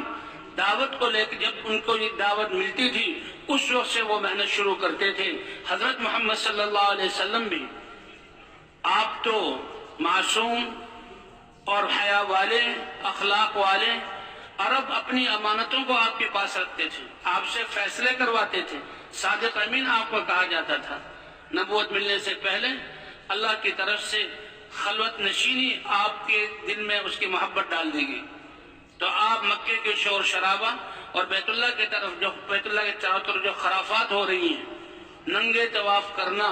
اور نماز کے لیے سیٹیاں بجانا، تالیاں پیٹنا اور ایک شور و شغب، ہر وقت وہ کام کاج ان کے اتنے تھے نہیں۔ بیت اللہ کے صحن میں سارے وہ بیٹھے ہوئے مجلسیں لگاتے تھے، بتوں کو پوجتے تھے، نماز کے لیے سیٹیاں بجاتے تھے، یہ ایک شور و شغب تھا۔ اللہ کے رسول غار حرا میں چلے گئے، جو بیت اللہ سے جہاں جنوب اور مشرق کی جانب ہے، اور اتنی اونچی کہ بیت اللہ نظر آ رہا ہے، اللہ کی عبادت، اور ہفتوں بھر وہاں رہتے ہیں۔ حضرت خدیجہ رضی اللہ تعالی عنہ کھانا بنا کر غلام کے ذریعے بھیج دیتی، وہ رکھ آتے، بقدر ضرورت کھاتے، پھر اللہ کی عبادت میں لگ جاتے۔ ایک اللہ کا پیغام آیا اور جبرائیل علیہ السلام وحی لے کر آئے۔ سب سے پہلی وحی اقرأ بسم رب، پہلے فرمایا اقرأ، اے محمد صلی اللہ علیہ وسلم آپ پڑھیے۔ تو حضور صلی اللہ علیہ وسلم نے فرمایا ما انا بقارئ، میں تو لکھے ہوئے کو پڑھنے والا نہیں ہوں۔ تو جبرائیل علیہ السلام نے سینے سے لگایا اور اتنی زور سے بھینچا کہ حضور صلی اللہ علیہ وسلم کو سانس نکلنے کا ڈر ہو گیا۔ علماء فرماتے ہیں یہ بھینچنا کہ وحی کی استعداد ان کے اندر آ جائے۔ پھر دوبارہ فرمایا اقرا، پھر حضور صلی اللہ علیہ وسلم نے فرمایا ما انا بقارئ، سے بارہ عرض کیا اقرا، پھر حضور صلی اللہ علیہ وسلم نے فرمایا ما انا بقارئ، میں کوئی پڑھا ہوا نہیں ہوں، اور پھر اقرا بسم ربک الذی خلق خلق الانسان من علق اقرا وربک الاکرم الذی علم بالقلم علم الانسان ما لم یعلم، یہ 5 آیتیں ملی۔ اب اس میں فرمانے اقرا آپ پڑھیے وربک الاکرم، آپ کے رب تو سب سے زیادہ کرم والے ہیں، بغیر مانگے عطا کرتے ہیں۔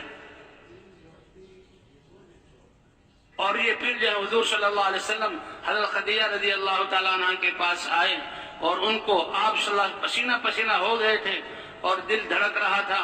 وہ خدیجہ رضی اللہ تعالیٰ عنہ ان کے سامنے یہ ساری بات عرض کی، اور پھر وہ ورقہ ابن نوفل کے پاس لے گئی، کیونکہ ورقہ ابن نوفل مکے والوں میں سے تھے لیکن بت پرست نہیں تھے۔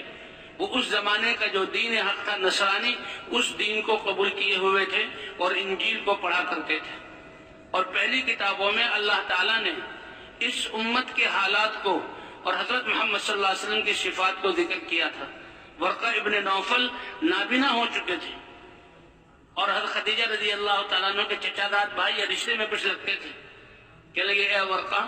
یہ محمد صلی اللہ علیہ وسلم کچھ حالات بتا رہے ہیں، اور جب انہیں بتایا تو فوراً وہ اشش کر اٹھے، کہاں یہ تو وہی مقدس فرشتہ ہے، ناموس جبرائیل علیہ السلام جو موسیٰ علیہ السلام پر وحی لائے تھے اور جو عیسیٰ علیہ السلام پر وحی لاتے تھے، اور یہ تو نبی آخر الزمان کا زمانہ ہے، اب تو انہوں نے نبی آخر الزمان پر وحی لانی ہے۔ تو میں سمجھ گیا کہ آپ نبی آخر الزمان ہیں، اللہ نے آپ کو چنا ہے، اور ایسا امر آپ کو دیا ہے کہ جب اس کی طرف بلاؤ گے تو آپ کی قوم آپ کی مخالفت میں ایک دن ایسا آئے گا کہ آپ کو اس مکہ شہر سے نکال دے گی۔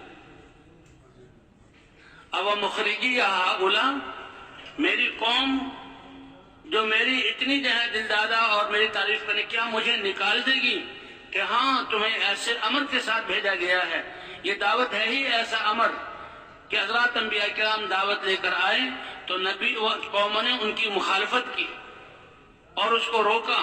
فرمایا آپ کو یہاں سے، کاش کہ میں اس وقت تک میری زندگی ہوتی اور میں جوان ہوتا اور میں آپ کی مدد کرتا قوم کے خلاف۔ اور پھر حضور صلی اللہ علیہ وسلم نے اس دعوت کو شروع کیا اور ایک ایک قبیلوں کو بلایا، ایک ایک کہتے ہیں اس جب دینی جو عمارت ہے اس کی بنیاد یہ جو ہے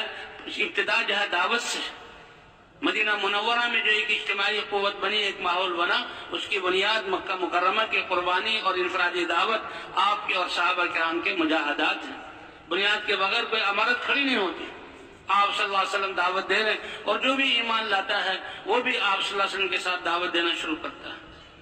گھر والوں میں سب سے پہلے تو آپ نے حضرت خدیجہ رضی اللہ تعالیٰ عنہ کو دعوت دی، اے خدیجہ لات اور عزیٰ کا انکار کرو اور لا الہ الا اللہ کی گواہی دو، میں محمد صلی اللہ علیہ وسلم اللہ کا رسول ہوں، اس کی جو ہے اس کو مانوں۔ تو خدیجہ رضی اللہ تعالیٰ عنہ وہ تو ایسی عورت کے آسمانوں سے ان کا انتخاب ہوا، اور اللہ کے رسول صلی اللہ علیہ وسلم کی صحبت اور بیوی بننے کے لیے، بچوں کی ماں کے لیے اللہ کی طرف سے انتخاب ہوا۔ بڑی سمجھدار، فوراً کہا اے اللہ کے رسول، آپ اپنے گھر والوں میں اس دعوت کی ابتدا مجھ سے کر رہے ہیں تو میں سب سے پہلے اس دعوت کو قبول کرتی ہوں، اور اشہد ان لا الہ الا اللہ واشہد ان محمد رسول اللہ۔ دعوت کو قبول کرتے ہی اب ان کی فکر، علماء فرماتے ہیں کہ پہلے تجارت، اور تجارت کے ذریعے سے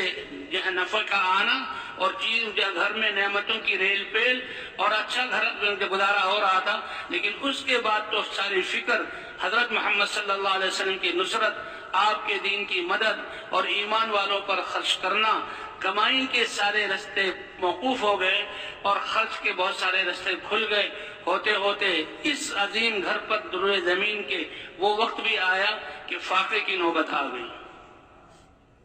اب خدیجہ رضی اللہ عنہ خرچ کر رہی ہیں تو حضور صلی اللہ علیہ وسلم اپنے گھر سے، خدیجہ کے گھر سے بیت اللہ کی طرف جا رہے ہیں اور بھوک کی حالت میں ہیں۔ جبرائیل علیہ السلام آئے اور اللہ کے رسول صلی اللہ علیہ وسلم سے عرض کیا کہ آج آپ کے رب اللہ نے آپ کی بیوی خدیجہ کو سلام بھیجا ہے۔ تو وہ اس طرح سارے ساتھ جو بھی ایمان، مرد ہو یا عورت، جو بھی ایمان والے وہ دعوت میں لگتے تھے۔ اللہ نے اس امت کو دعوت کے لیے چنا اور پہلے ہی دن سے یہ دعوت اس امت کو ملی۔ اور پھر اس کے بعد اللہ تعالیٰ نے نماز عطا فرمائی۔ یہ نماز کہتے ہیں باقی احکام دنیا میں اترے، نماز کے لیے اللہ تعالیٰ نے، یہ تو آپ صلی اللہ علیہ وسلم کو معراج میں لے جایا گیا۔ آپ صلی اللہ علیہ وسلم سوئے ہوئے تھے، فرشتے آئے، آپ کو اٹھایا اور بیت اللہ لے گئے۔ وہاں آپ کے سینے کو چاک کیا گیا اور دل کو دھویا گیا آب زمزم سے اور پھر دل کو جوڑا گیا۔ ایک آپ کا شق صدر کا واقعہ، جب آپ حضرت حلیمہ دائی حضرت حلیمہ رضی اللہ تعالیٰ عنہ کے ساتھ تھے اور 3.5 سال 4 سال عمر تھی، اس وقت بھی آپ کے سینے کو چاک کیا گیا۔ اور اس کے بارے میں صحابہ روایت کرتے ہیں کہ آپ بچوں کے ساتھ، اب 4 سال کی عمر ہے، بچوں کے ساتھ کھیل رہے تھے تو فرشتے آ گئے اور آپ کو ایک طرف کیا، لٹایا اور ہاتھ کے اشارے سے آپ کے سینے کو چاک کیا جیسے آپریشن کیا جاتا ہے، اور وہاں جو ایک دوترا تھا گوشت کا، اس کو نکال کر پھینکا کہ یہ انسان کے جسم میں وہ حصہ ہے کہ شیطان اس کے ذریعے سے انسان میں تصرف کرتا ہے۔ اللہ نے اپنے نبی کو اس سے پاک کر دیا اور فرشتے نے پھر جہاں سینے کو جوڑا اور جیسے سیتے ہیں ایسا اشارہ کیا۔ حضرت انس غالباً رضی اللہ عنہ فرماتے ہیں حضرت گزر کہ وہ آپریشن کے نشان اور سینے کے نشان حضور صلی اللہ علیہ وسلم کے سینے مبارک پر ہلکے سے موجود تھے اور دیکھے جا سکتے تھے۔ اب وہ جو بچے کھیل رہے تھے انہوں نے دیکھا کہ بھئی اس بچے کو تو سینہ، وہ آئے حلیمہ کے پاس، اے حلیمہ تمہارے بیٹے محمد، اس وقت بچے تھے صلی اللہ علیہ وسلم، ان کا تو سینہ چاک کیا گیا اور ایسے آئے تھے اور انہیں بھی نشان دیکھے وہ گھبرا گئی اور حضور صلی اللہ علیہ وسلم کو لیا اور جو ہے مکہ مکرمہ ان کی والدہ کے حوالے کر دیا کہ کہیں ایسا نہ ہو کہ اس بچے کے ساتھ کوئی اور حادثہ پیش آ جائے۔ حالانکہ آپ صلی اللہ علیہ وسلم کی خیرات اور برکات فرماتے ہیں کہ جب اس بچے کو لینے کے لیے ہم مدینہ گئے، مکہ گئے، ایک دستور تھا کہ میری سواری بہت کمزور تھی، میرے ساتھ اور عورتیں بھی تھیں کہ دیہاتوں میں فقر و فاقے کی نوبت، بچوں کو لے آتے تھے، دودھ پلاتے تھے، آب و ہوا صاف ہے، عورتوں کی صحت اچھی ہے، تو بچے لے آتے تھے، ان سے جو پیسے ملتے تھے ان سے گزر اوقات ہوتا تھا۔ میری سواری کی یہ حالت تھی کہ میری سواری کمزوری کی وجہ سے بہت ڈھیلی اور فقر و فاقے کی وجہ سے میرا بچہ جو گود میں تھا کہ جس کی وجہ سے سینے میں دودھ آتا تھا وہ بھی راتوں کو بھوک کی وجہ سے روتا تھا، اور ہم میاں بیوی بھی جو ہے وہ بھوکے ہوتے تھے۔ اور گئے اور مدینے میں گئے تو پہلے اس گھر سے گزر ہوا ہے آمنہ، ان کے ہاتھ میں بچہ ہے، پتہ لگا کہ یہ تو یتیم ہے، باپ کا سایہ موجود نہیں ہے، تو کہنے لگے، میاں شوہر سے بات کی، یتیم بچہ ہے، کیا ہمیں ملے گا، ہم پہلے فقر و فاقے میں ہیں۔ لیکن آسمانوں پر تو یہ سعادت حضرت حلیمہ کے حصے میں لکھی جا چکی تھی۔ تمام عورتوں کو سرداروں کے بچے مل گئے اور وہ بڑی خوش اور اپنے آپ کو خوش نصیب شمار کر رہی، اس جوڑے کو کوئی بچہ نہیں ملا۔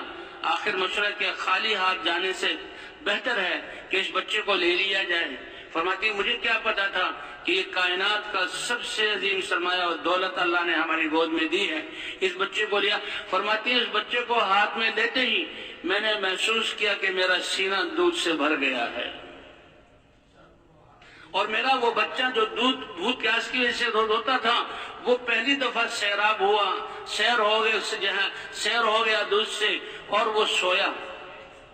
اور سواری پر جب سوار ہوئے تو پہلے تو آتے ہوئے وہ جو عورتیں تھیں وہ کہتی ہیں پڑوسنے، ارے حلیمہ ہمیں تم دیر نہ کرواؤ، اپنی سواری کو ذرا تیز چلاؤ۔ لیکن سواری میں بھی اتنی طاقت آئی اور اس کے تھن بھی ایسے بھرے کہ میری سواری سب سے آگے۔ اب وہ عورتیں کہتی ہیں ارے حلیمہ اکیلی کہاں چلی جا رہی ہو، ہمیں بھی ساتھ لے جاؤ۔ اور کہا اس بچے کی بچپن سے ایسی برکتیں کہ جہاں حلیمہ سعدیہ رضی اللہ تعالی عنہا بعد میں مسلمان ہو گئی تھی اور حضور صلی اللہ علیہ وسلم کے رضائی والدہ ہیں، 4 سال تربیت کی، جہاں ان کے جانور چرتے تھے تو اونٹنیاں اور بکریاں ان کے کوہ دودھ سے بھرے ہوئے اور جسم فربا واپس لوٹتے تھے، تو اور سردار عورتیں اپنے چرواہوں یا اپنے بچوں کو کہا کرتی تھی کہ تم بھی اپنی بکریوں کو اس جگہ چرایا کرو جہاں حلیمہ کا بیٹا اپنی بکریوں کو چراتا ہے۔ وہ تو اس کے چرانے کی وجہ نہیں تھی، تو حضرت محمد صلی اللہ علیہ وسلم کے خیرات اور برکات تھی جو اللہ نے آپ کی نبوت سے پہلے دنیا میں ظاہر کی۔ تو اسی طرح لیلۃ الاسراء کے موقع پر آپ کے سینے کو چاک کیا گیا، براق سواری لائی گئی اور بیت اللہ سے بیت المقدس اور بیت المقدس سے آسمانوں پر، پہلے آسمان پر آدم علیہ السلام سے ملاقات ہوئی، ادریس علیہ السلام سے ملاقات ہوئی، اور عیسیٰ علیہ السلام سے ملاقات ہوئی، ہارون علیہ السلام سے، زکریا علیہ السلام سے ملاقات ہوئی، موسیٰ علیہ السلام، آخر میں ابراہیم علیہ السلام سے، اور اللہ کے دربار میں پہنچے اور جنت و دوزخ کی سیر کرائی گئی۔ اور اس امت کے لیے اللہ نے اپنے دربار عرش سے اس امت کے لیے 50 نمازیں عطا کی کہ انسانیت کو عبادت کے لیے پیدا کیا گیا، اور اس امت کے لیے جو 50 نمازیں، اب 24 گھنٹوں میں 50 نمازیں، پھر تو یہ امت نمازوں ہی میں لگی رہتی۔ اور وہاں اللہ نے فرما دیا کہ تم تو عبادت میں لگو، رزق دینے والی ذات کون سی ہے؟ اللہ کی ہے۔ وما خلقت الجن والانس الا ليعبدون ما اريد منهم من رزق وما اريد ان يطعمون ان اللہ هو الرزاق ذو القوة المتین، رزق دینے والی ذات اللہ کی ہے۔ حضرت موسیٰ علیہ السلام کے پاس سے گزر ہوا، موسیٰ علیہ السلام نے کہا کم کرواؤ، میں امت کو آزما چکا ہوں، اتنے معجزات اور اتنی اللہ کی قدرت کو دیکھ کر پھر بھی یہ امتیں جو ہیں کیسے بےراروی کا شکار ہو جاتی ہیں، کم کرواؤ۔ اللہ کے دربار میں حاضر ہوئے، ایک چکر پر، ایک دفعہ واپس جانے پر 5 نمازیں کم ہوئی، پھر دوبارہ عرض کیا، دوبارہ 9 مرتبہ گئے، 45 نمازیں کم ہو گئی، اور حضور صلی اللہ علیہ وسلم 5 نمازیں لے کر اب دنیا کی طرف تشریف لانے لگے۔ موسیٰ علیہ السلام نے کہا اور کم کرواؤ، تو حضور صلی اللہ علیہ وسلم نے فرمایا اب تو مجھے شرم آتی ہے کہ 5 میں سے بھی کم کروا لوں، میری امت 5 نمازیں بھی نہ پڑھ سکیں، 5 نمازیں تو پڑھے گی، لے کر چلے۔ اللہ کی طرف سے ندا آئی، اے محمد صلی اللہ علیہ وسلم 5 نمازیں لے کر جا رہے ہو، جو 5 نمازیں پڑھے گا میں ثواب 50 نمازوں کے برابر عطا کروں گا۔ فرمایا جو ان میں سے ایک نیکی کی نیت، اسی حدیث میں یہ ہے، جو ایک نیکی کی نیت کر لے گا اور ابھی نیکی کی نہیں، نیت کرنے پر بھی اللہ تعالیٰ ایک نیکی عطا فرما دیں گے۔ اس لیے کہتے ہیں جب ہم صبح آنکھ کھلتی ہے اور ہم نیند سے اٹھنے کی دعا کرتے ہیں، پڑھتے ہیں، اور پھر وضو کی طرف جاتے ہیں اور تہجد پڑھتے ہیں، اسی وقت نیت، اے اللہ میں تو تیرا بندہ ہوں، ایمان والا ہوں، جتنے احکام بھی آج میری طرف متوجہ ہوں گے میں نیت کرتا ہوں اور کوشش کروں گا کہ تیرے احکام کو پورا کروں گا۔ اس نیت کرنے پر اس جو نیکی ملتی ہے ان احکام کو پورا کرنے کی نیکی تو اللہ عطا فرما دیں گے۔ اور اے اللہ تیرے گناہوں سے بچنے کی کوشش کروں گا، آپ کی توفیق کے بغیر بچ نہیں سکتا، اس کی نیت کر لی جائے۔ فرمایا جو نیت کر لے اس کو ایک نیکی، اور جو ایک نیکی کر لے گا تو کم از کم اس کو 10 نیکیوں کے برابر بنا کر اس کو اجر عطا کروں گا۔ اور اخلاص کے بقدر اللہ تعالیٰ اس جو ہے نیکیوں کو بڑھاتے رہیں گے، حتیٰ کہ آتا ہے ایک کھجور کا ٹکڑا 2 حصے کر کے ایک ٹکڑا صدقہ کرو، اخلاص اس میں ایسا ہو، اللہ اس کو ثواب بڑھاتے بڑھاتے ایسا کہ احد پہاڑ کے برابر سونا خرچ کرنے کے ثواب کے بقدر اللہ اس کو پہنچا دیتے ہیں۔ اور فرمایا جو گناہ کا ارادہ کرے گا اور گناہ کر لے گا تو گناہ ایک ہی لکھا جائے گا، اور اگر گناہ کیا اور معافی مانگ لی تو اللہ اس گناہ کو معاف فرما دیں گے۔ بلکہ ایک روایت میں آتا ہے کہ جو آدمی گناہ کا ارادہ کرے اور پھر اس کو اللہ کا خوف کہ یہ اللہ کی نافرمانی ہے، میں تو اپنے رب سے ڈرتا ہوں، اور اللہ کے ڈر کی وجہ سے یہ جو ہے گناہ چھوڑ دے تو اس پر بھی اس کے لیے ایک نیکی لکھی جاتی ہے۔ تو بھئی کامیابی کا سرمایہ اللہ نے سب انسانوں کو برابر دیا، وہ اس کے دل کا یقین ہے اور جسم سے نکلنے والے اعمال ہیں، اور ہر وقت جسم سے اعمال۔ اب ہم اس میدان میں بیٹھے ہوئے ہیں، یہ بیٹھنا ایک عمل ہے، اللہ رسول کی بات سن رہے ہیں یہ ایک عمل ہے، آنکھوں سے دیکھ رہے ہیں اپنے مسلمان بھائیوں کو، یہ ایک عمل ہے، دل میں نیت بن رہی ہے، ایک عمل ہے، اور پھر مسلمانوں کے ساتھ مل کر بیٹھے ہوئے ہیں۔ وہ تو چند مسلمان بھی جمع ہو جائیں، مل کر بیٹھ جائیں تو اللہ ان کے جمع ہونے پر اپنی محبت کو واجب کر دیتے ہیں۔ حضور صلی اللہ علیہ وسلم اپنے حجرہ شریف سے مسجد نبوی میں آئے اور کچھ صحابہ آپس میں باتیں کر رہے تھے۔ اللہ کے رسول صلی اللہ علیہ وسلم نے فرمایا، اے میرے صحابہ تم کیا بات کر رہے ہو؟ اللہ کے رسول نعمت اسلام کی ملنے پر ہم اللہ کی حمد بیان کر رہے ہیں۔ تو بات ہوئی نا کہ ہم رب کا شکر ادا کریں، اللہ نے ہمیں یہ نعمت دی ہے، اتنی بڑی دولت دی ہے، اتنی بڑی امانت دی ہے، شکر کرنے پر اللہ نعمت کو بڑھائیں گے۔ وَإِذْ تَأَذَّنَ رَبُّكُمْ لَئِن شَكَرْتُمْ لَأَزِيدَنَّكُمْ، تمہارے رب نے یہ اعلان کیا کہ تم شکر ادا کرو گے تو نعمت کو بڑھائیں گے۔ الحمدللہ ہماری بات جب شروع ہوتی ہے تو یہیں سے بے اللہ کا لاکھ لاکھ شکر ہے، اللہ نے ہمیں نعمت اسلام عطا فرمایا، اللہ نے ہمیں یہ نعمت عطا فرمائی، یہ محنت عطا فرمائی، اس پر اللہ کا شکر، دل سے بھی جو ہے احسان مندی ہو، زبان سے بھی اللہ کا شکر ہو۔ اور تیسرا درجہ یہ ہے کہ جو نعمت ہے اس کے جو تقاضے ہیں اس کو اپنے آپ کو اس پر پیش کرنا۔ مولانا یوسف صاحب رحمۃ اللہ علیہ فرماتے ہیں اللہ نے یہ ہمیں محنت دی ہے، اللہ نے اپنے فضل سے قدم مٹھی بھر مجموعہ بھی اگر اس محنت کو صفات کے ساتھ کریں، کیا مطلب کہ جب ان کو نکلنے کے لیے کہا جائے نکل جائیں، اور اپنے گھر والوں کی پرواہ کیے بغیر نکل جائیں، اپنی زندگی کے سرمایے کی جہاں کو قربان کرتے ہوئے نکل جائیں، اور ہر چیز کا خوف نکال کر نکل جائیں، تو اللہ ان کی محنت کو قبول فرما کر ہدایت کی فضائیں قائم کر دیں گے۔ کہ دیکھو موسیٰ علیہ السلام 10 سال کی کمائی اور بیوی اور وہ عصا، ان کو چھوڑ کر اللہ نے دربار میں بلایا اور فرمایا ابھی جاؤ فرعون کی طرف، تو بیوی کی پرواہ بھی نہیں کی اور 10 سال کی کمائی کی پرواہ بھی نہیں کی، اور گئے، اور پھر خوف، اے اللہ مجھے ڈر ہے کہ وہ میرے دست درازی نہ کرے، مجھے نقصان نہ پہنچائے، بلکہ میں ڈرتا ہوں، اس خوف کی حالت میں بھی گئے۔ پھر اللہ تعالیٰ نے موسیٰ علیہ السلام کی دعوت سے کیا نتائج ظاہر فرمایا، اللہ نے یہ محنت ہمیں عطا فرمائی ہے، اس محنت کے لیے ہمیں اللہ اس درجے پر پہنچا دے کہ ہر حال میں اللہ کے راستے میں نکلنے والے بن جائیں۔ تو بھئی اس طرح حضور صلی اللہ علیہ وسلم نے دعوت دی، تو جو بھی لوگ بھی ایمان لانے والے ہیں وہ فوراً حضور صلی اللہ علیہ وسلم کے ساتھ دعوت دے رہے ہیں۔ جب دیکھا کہ مکے والے اس دعوت کو قبول نہیں کر رہے ہیں اور رکاوٹیں ڈال رہے ہیں، تو میدان وہی مناسک حج کے زمانے میں جو لوگ آتے تھے ان کے قبائل کو حضور صلی اللہ علیہ وسلم نے دعوت دی۔ قبائل والوں سے بات کرتے تھے، لیکن قبائل کچھ لوگ سن لیتے، اور بعد میں سردار آتا تو اللہ کے رسول صلی اللہ علیہ وسلم کے ساتھ بہت نامناسب معاملہ کیا جاتا۔ کہ یمن والے کچھ لوگ ملے، بڑے سمجھدار تھے، اور ان کو حضور صلی اللہ علیہ وسلم نے دعوت دی۔ انہوں نے کہا اے عظیم ہستی، آپ کی ذات کو ہم نے دیکھا، آپ کی بات کو سنا، بات تو سمجھ میں آئی ہے، لیکن کیا کریں کہ ہماری زندگی قبائلی ہے، اپنے سرداروں سے پوچھے بغیر ہم کوئی فیصلہ نہیں کر سکتے۔ ہم جائیں گے اور سرداروں سے بات کر کے واپس آئیں گے، اور پھر جو ہے آپ کے ہاتھ پر بیعت ہو جائیں گے۔ کہا بس اتنی دیر ہو گئی، اور وہ گئے، بعد میں آئے، لیکن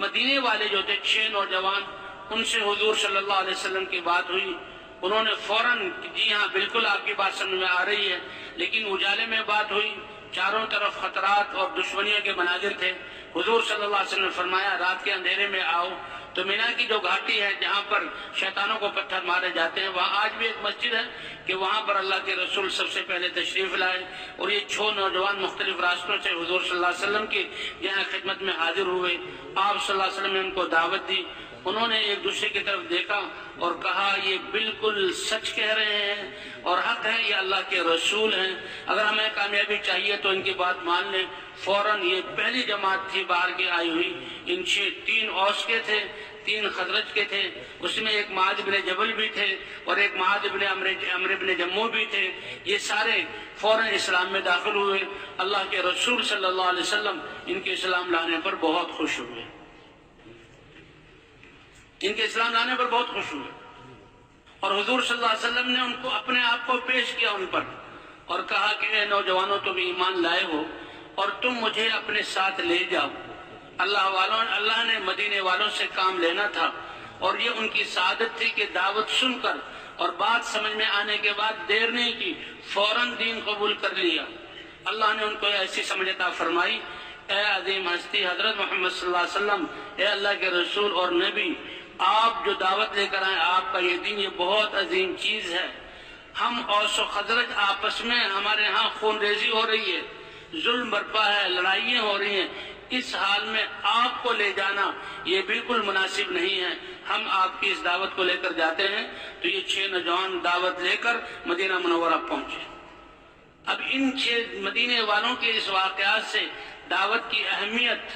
اور اس کے نتیجے میں تبدیلی اس کا پتہ لگتا ہے کہ حضور تو مکے میں ہیں اللہ کے رسول ہوتے ہوئے، اور آپ مکے میں دعوت چلا رہے ہیں، لیکن مکے والوں کی طرف سے اس کی ناقدری۔ اللہ فرماتے الم تر الی الذین بدلوا نعمت اللہ کفرا واحلوا قومهم دار البوار، کیا دیکھا نہیں اللہ نے سب سے بڑا احسان مکے والوں پر کیا کہ اپنے محبوب رسولوں کے سردار کو ان میں بھیجا اور وہ دعوت ان کی طرف لے کر آئے، لیکن ان کی طرف سے ناقدری کا مظاہرہ ہوا۔ یہ سردار اور کافر لوگ خود بھی جمے رہے کفر پر، اور اپنی قوم کو بھی کفر پر جمع کر جہنم کا ٹھکانہ انہوں نے بنا لیا۔ لیکن مدینے والوں نے قبول کیا، حضور مکہ مکرمہ میں ہیں، اور انہوں نے وہاں جا کر دعوت شروع کی۔ اس دعوت کی وجہ سے مدینے میں کیا تبدیلی آئی کہ مدینے میں اسلام پھیلنا شروع ہوا، اور مدینہ تیار ہو رہا ہے کہ اللہ کے رسول جب ان کی قوم مکے سے نکال دے گی تو یہ مدینہ وہ بستی ہے دعوت کو قبول کرنے کی، سے ان میں وہ استعداد ہے۔ اللہ نے چن لیا اس کو کہ یہ میرے نبی کی ہجرت گاہ ہوگی۔ وہ تو امتی ہیں، دعوت دے رہے ہیں، اور جب دعوت اسلام پھیلنے لگا انہوں نے حضور صلی اللہ علیہ وسلم کی طرف پیغام بھیجا، اے اللہ کے رسول ہمیں کوئی اپنے صحابہ میں سے علم والا، قرآن سکھانے والا بھیجیے۔ تو مصعب بن عمیر جن کو قرآن کا پڑھانے والا کہا جاتا تھا، صحابہ کرام کی یہ خاصیت تھی کہ ان کا علم اور ان کے عمل دونوں ایک جیسے تھے۔ جو ہی اللہ کا حکم، اتنا 100% عمل کرنے والے، اللہ ہمیں بھی اس حد تک پہنچا دے۔ آج تعلیم کے حلقے اسی لیے لگائے جاتے ہیں کہ ہماری معلومات بہت زیادہ، اور بہت کوشش کرتے ہیں کہ معلومات ہو جائیں، لیکن عمل میں ہم بہت پیچھے ہیں۔ ہماری معلومات معمولات بن جائیں۔ اصل مقصود یہ ہے، صحابہ کرام کا یہ خاصہ تھا کہ اللہ کا حکم اترتا تھا فوراً اس پر عمل کرتے۔ لن تنالوا البر حتى تنفقوا مما تحبون، کہ ہرگز تم کامل نیکی کو پا نہیں سکتے جب تک کہ جس چیز کو تم محبوب سمجھتے ہو اس کو اللہ کے راستے میں خرچ نہ کرو۔ اس آیت کے اترتے ہی کتنے صحابہ کے قصے آتے ہیں کہ انہوں نے اپنے گھر کے سارے ساز و سامان، غلام اور باندیے اور باغات اور زمینوں کو دیکھا اور اپنے دل میں سوچا کہ ان میں سے سب سے زیادہ محبوب کون سی چیز ہے، اور اس کو اللہ کی راہ میں خرچ کر دیا۔ حضرت عبداللہ ابن عمر رضی اللہ عنہ کے بارے میں آتا ہے، بڑے عالم تھے، ان کے بہت شاگرد تھے، ان کے اسٹیبل میں بڑی اچھی سواری تھی۔ جب وہ سفر کا ارادہ کرتے تو ان کے شاگرد ان کے لیے بہترین اونٹنی یا بہترین گھوڑا ان کے لیے جو آرام دہ بھی ہو، سبک رفتار بھی ہو، تیز رفتار بھی ہو، وہ ان کے لیے چھانٹتے، وہ اس پر بیٹھ جاتے اور اس پر وہ چل پڑتے، اور اس کی سواری پسند آ جاتی، بہت آرام دہ ہے، فوراً کہتے روکو اور اس کو بٹھا لیتے اور اتر کر کہتے اس کو اللہ کے راستے میں صدقہ کر دو، آخرت میں اس کا زیادہ محتاج ہوں بنسبت یہاں کے۔ وہ کہتے ہیں اگر آپ سواری ہی کوئی صدقہ کرنا چاہتے ہیں تو پیسوں سے لے کر ایسی سواری کا نہیں یہ مجھے پسند آ گئی ہے، یہ میں اس کا آخرت میں زیادہ محتاج ہوں۔ تو جب یہ آیت نازل ہوئی تو بیروحا ایک باغ تھا جو مسجد نبی کے سامنے، اب تو مسجد نبی کے اندر وہ باغ آ گیا، اور اس میں سایہ دار کھجوروں کے درخت اور اس میں میٹھے پانی کا چشمہ۔ اللہ کے رسول صلی اللہ علیہ وسلم بھی اس میں تشریف لاتے تھے، وضو کرتے تھے، اس کا پانی پیتے تھے، وہاں بیٹھتے تھے، اور مسجد نبی کے بالکل سامنے۔ اور جب یہ آیت نازل ہوئی تو وہ اپنا باغ لے کر حضور صلی اللہ علیہ وسلم کی خدمت میں حاضر ہو گئے۔ اے اللہ کے رسول، میری چیزوں میں سے سب سے زیادہ محبوب مجھے یہ ہے، اس لیے میں اس کو صدقہ کرتا ہوں۔ اللہ کے رسول نے ان سے لے کر انہی کے رشتہ داروں میں خرچ کر دیا۔ تو اللہ تعالیٰ ہمیں بھی اس حد تک پہنچا دے۔ تو یہ مصعب ابن عمیر یہ قرآن کے پڑھنے والے، قرآن کے پڑھانے والے استاد شمار ہوتے تھے۔ یہ قرآن کو پڑھانے والے بھی ہیں اور داعی بھی ہیں۔ ان کو بھیجا گیا اور 1 سال کے لیے حضور صلی اللہ علیہ وسلم نے بھیجا۔ اور پھر یہ دعوت بھی دیتے تھے اور قرآن سکھاتے بھی تھے، اور دعوت چل رہی ہے۔ دوسرے سال حضور صلی اللہ علیہ وسلم کی خدمت میں 12 صحابہ مدینے والے آئے جو مسلمان ہو چکے تھے، اور حضور صلی اللہ علیہ وسلم کی خدمت میں آ کر ہاتھ پر بیعت ہوئی، اور اس کے بعد پھر تیسرے سال 72، ایک تو اسلام پر بیعت لی جاتی تھی، اور ایک اسی طرح جہاد پر بیعت لی جاتی تھی، اور ایک اسی طرح کی بھی اللہ کے احکام کی پابندی کرنی ہے، اس پر بیعت لی جاتی ہے۔ اے نبی، آپ عورتوں سے بیعت لیں، اور پھر اس میں جو احکام کا ذکر ہے قرآن پاک میں، اس پر آپ نے بیعت لی۔ تو بہرحال تیسرے سال جب 72، تو صحابہ کرام نے پیغام بھیجا مدینے والوں نے، اے اللہ کے رسول، اب مدینے میں کوئی گھر ایسا نہیں رہا کہ جس میں اسلام داخل نہ ہو چکا ہو، اب میدان تیار ہو گیا، آپ تشریف لائیں۔ ان کے اس کہنے پر پھر اللہ کی طرف سے یہ حکم اترا کہ اے نبی، ہجرت فرض کر دی گئی، آپ مکے جیسے شہر کو چھوڑ کر آپ مدینہ منورہ تشریف لے آئیں، اور حضور صلی اللہ علیہ وسلم نے ہجرت کی۔ تو عرض کرنے کا مقصد یہ تھا کہ یہ دعوت اتنا طاقتور امر ہے کہ حضور تو خود مکہ مکرمہ میں دعوت دے رہے ہیں، اور یہ چند نوجوان انہوں نے دعوت شروع کی۔ اس دعوت کی برکت سے مدینے کو اللہ نے پسند کیا، اور مدینہ حضور صلی اللہ علیہ وسلم کا وطن بنا، اور فرمایا لولا الہجرۃ لکنت رجلا من الانصار، یہ انصار مدینہ ایسے لوگ ہیں کہ اللہ کے دین کے لیے گھر کو چھوڑنا اللہ کو محبوب نہ ہوتا تو میں بھی انصار مدینہ میں سے ہوتا، لیکن گھر کو چھوڑنا، ہجرت کرنا اللہ کو اتنا محبوب کہ اللہ نے اپنے نبی کے لیے بھی ایسے حالات بنائے کہ مکے جیسے چھوڑنے کا حکم اللہ نے دیا، اور ہجرت کا ثواب حضور صلی اللہ علیہ وسلم کو ملا، اور آپ مدینہ منورہ تشریف لے آئے۔ کہتے ہیں یمن کا ایک بادشاہ تھا تبا، اس کا ذکر اللہ نے قرآن پاک میں کیا ہے۔ وہ تو کسی اور غرض سے مدینہ اور مکہ آیا تھا، بعد میں اس نے توبہ کی، اور پھر اللہ نے اس کے ساتھ علماء بھی تھے، اور وہ ایمان والا بنا، اور مکے کو بتایا گیا کہ یہ اللہ کا شہر ہے، اس میں بیت اللہ ہے، اور مدینہ منورہ سے جو گزرا تو اس کو بتایا گیا کہ جو نبی آخر الزماں ہوں گے یہ ان کی ہجرت گاہ ہے، وہ ہجرت کر کے یہاں آئیں گے۔ تو وہ اس سے بڑا متاثر ہوا، کیونکہ بادشاہ تھا اور اس کے خواص اور علماء اس کے ساتھ تھے۔ انہوں نے کہا اچھا وہ نبی آخر الزماں، ان کی صفات، اور زبور میں بتایا گیا کہ یہ ان کی صفات ہیں، تو انہوں نے کہا اچھا میں تو ان پر ایمان لاتا ہوں، اور میں ان کو ابھی سے نبی مان کر ان کی امت میں شامل ہوتا ہوں۔ اور اس نے اشعار کہے اور ایک خط لکھا حضرت محمد صلی اللہ علیہ وسلم کے نام،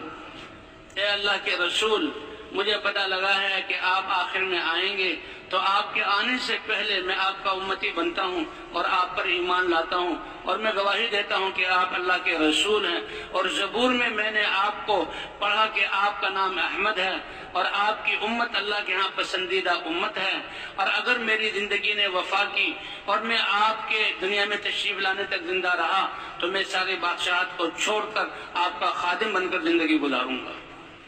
اے اللہ کے رسول، میرے اس ایمان لانے کو آپ قبول فرما لیجئے اور اپنی امت میں سے مجھے شمار کر لیجئے۔ اگر میں آپ کو نہ پا سکا تو قیامت میں اللہ کے دربار میں میری سفارش کر دیجئے گا کہ میں آپ پر ایمان لا چکا ہوں۔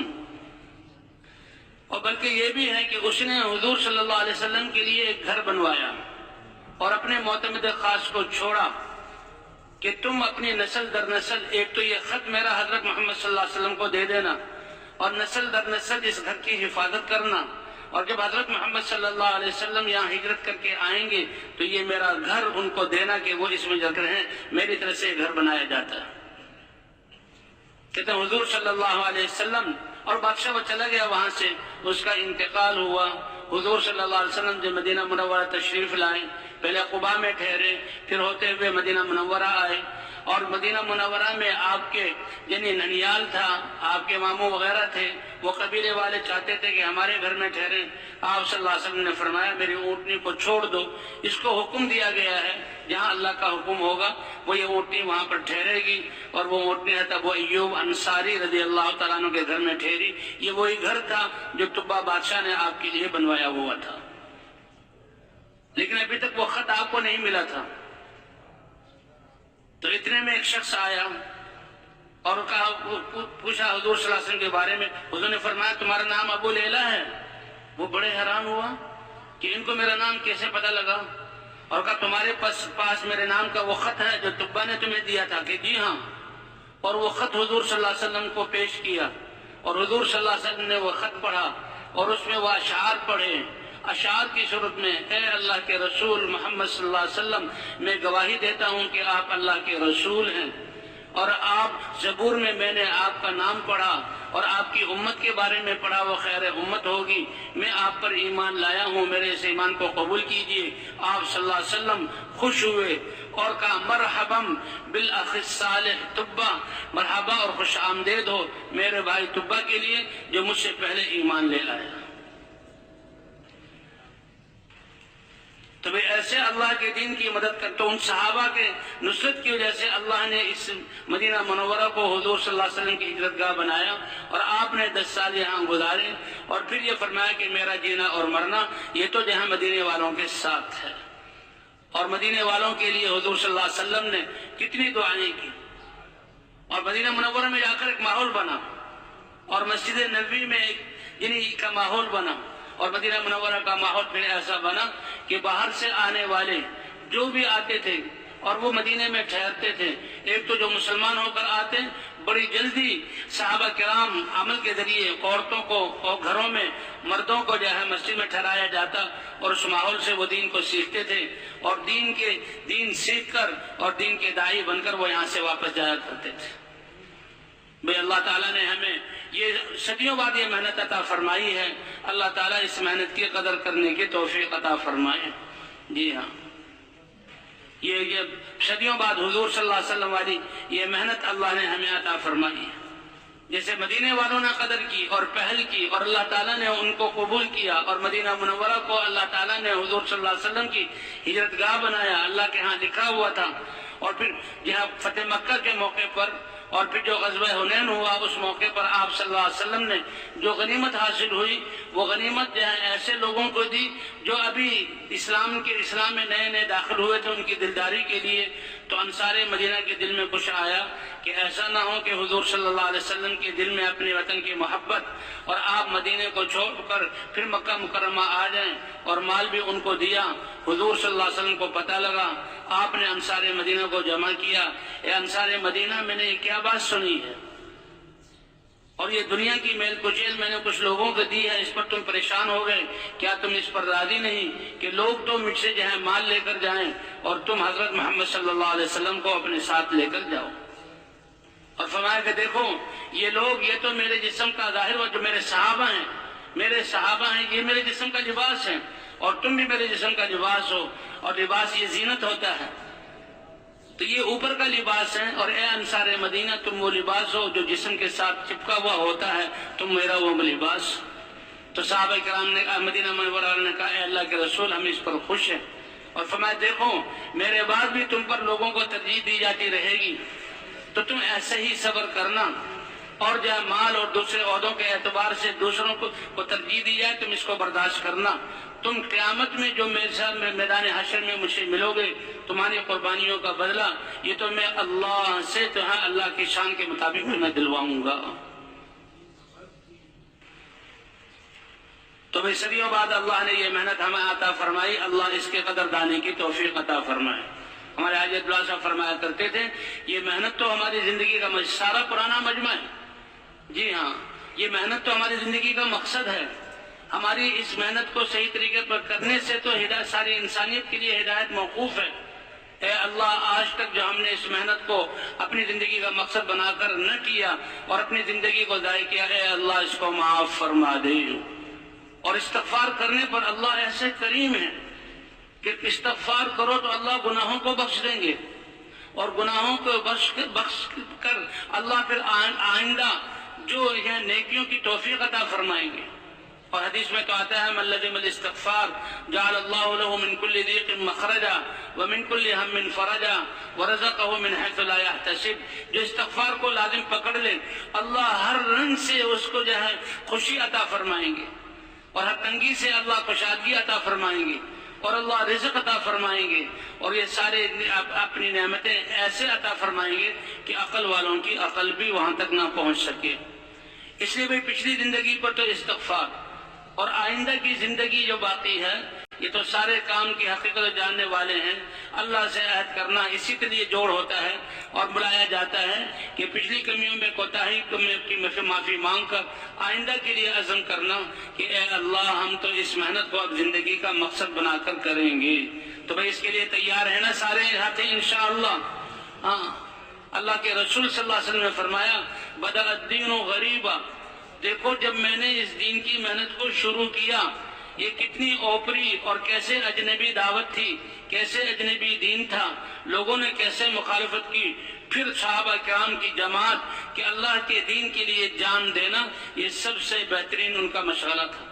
عبداللہ بن حذافہ رضی اللہ تعالیٰ عنہ کے بارے میں جو آتا ہے کہ وہ جہاد کرتے ہوئے قید ہو گئے. غسانی جو بادشاہ تھا اس نے بلایا، ان کی بات سنی، وہ سمجھا کہ یہ بہت سمجھدار آدمی ہے اور بڑے کام کے آدمی ہے. تو اس نے کہا کہ بجائے ان کو شہید کرنے کے میں ان کو اپنے ساتھ ملا دیتا ہوں. تو اس نے پہلے دنیا کی لالچ دی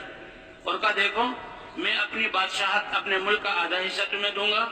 اور اپنی بیٹی سے تمہاری شادی کر کے اپنا داماد بنا لوں گا، تم اس دین کو چھوڑ کر ہمارے نصرانی دین پر داخل ہو جاؤ. تو وہاں سے کہنے لگے کیا کہتے ہو، تمہارا یہ چھوٹا سا ملک اس کے آدھے کا لالچ دے رہے ہو، سارے عرب ممالک کی بادشاہت مجھے مل جائے تب بھی میں اللہ کے رسول صلی اللہ علیہ وسلم کے دین کو پلک جھپکنے کے برابر چھوڑنے کے لیے تیار نہیں ہوں. بھئی ایسی عظمت اور محبت تھی ان کے دلوں میں. تو وہ اس بات سے اور متاثر ہوا اور اس نے کہا دیکھو دنیا کا لالچ جو باطل والوں کا طریقہ ہے کہ دنیا کا لالچ دے کر اس کے ذریعے سے حق سے ہٹاتے ہیں، اس سے تو یہ جو ہے متاثر نہیں ہوئے. اب خوف کے ذریعے ان کو سولی پر باندھ کر اور تیروں کی بارش کی جائے اور ایسی بارش کی جائے کہ جسم کے قریب سے وہ تیر گزرے، جسم کو نہ چھوئیں. بارش کی اور کہا دیکھنا کہ ان کے چہرے پہ کوئی تاثر تو نہیں ہے، تاثر ہے تو مجھے بتانا. کل ان کے دل میں ایمان ایسا جڑا ہوا تھا، یہی پہلے شروع میں عرض کیا تھا کہ اللہ کی ذات پر یقین ایسا سرمایہ ہے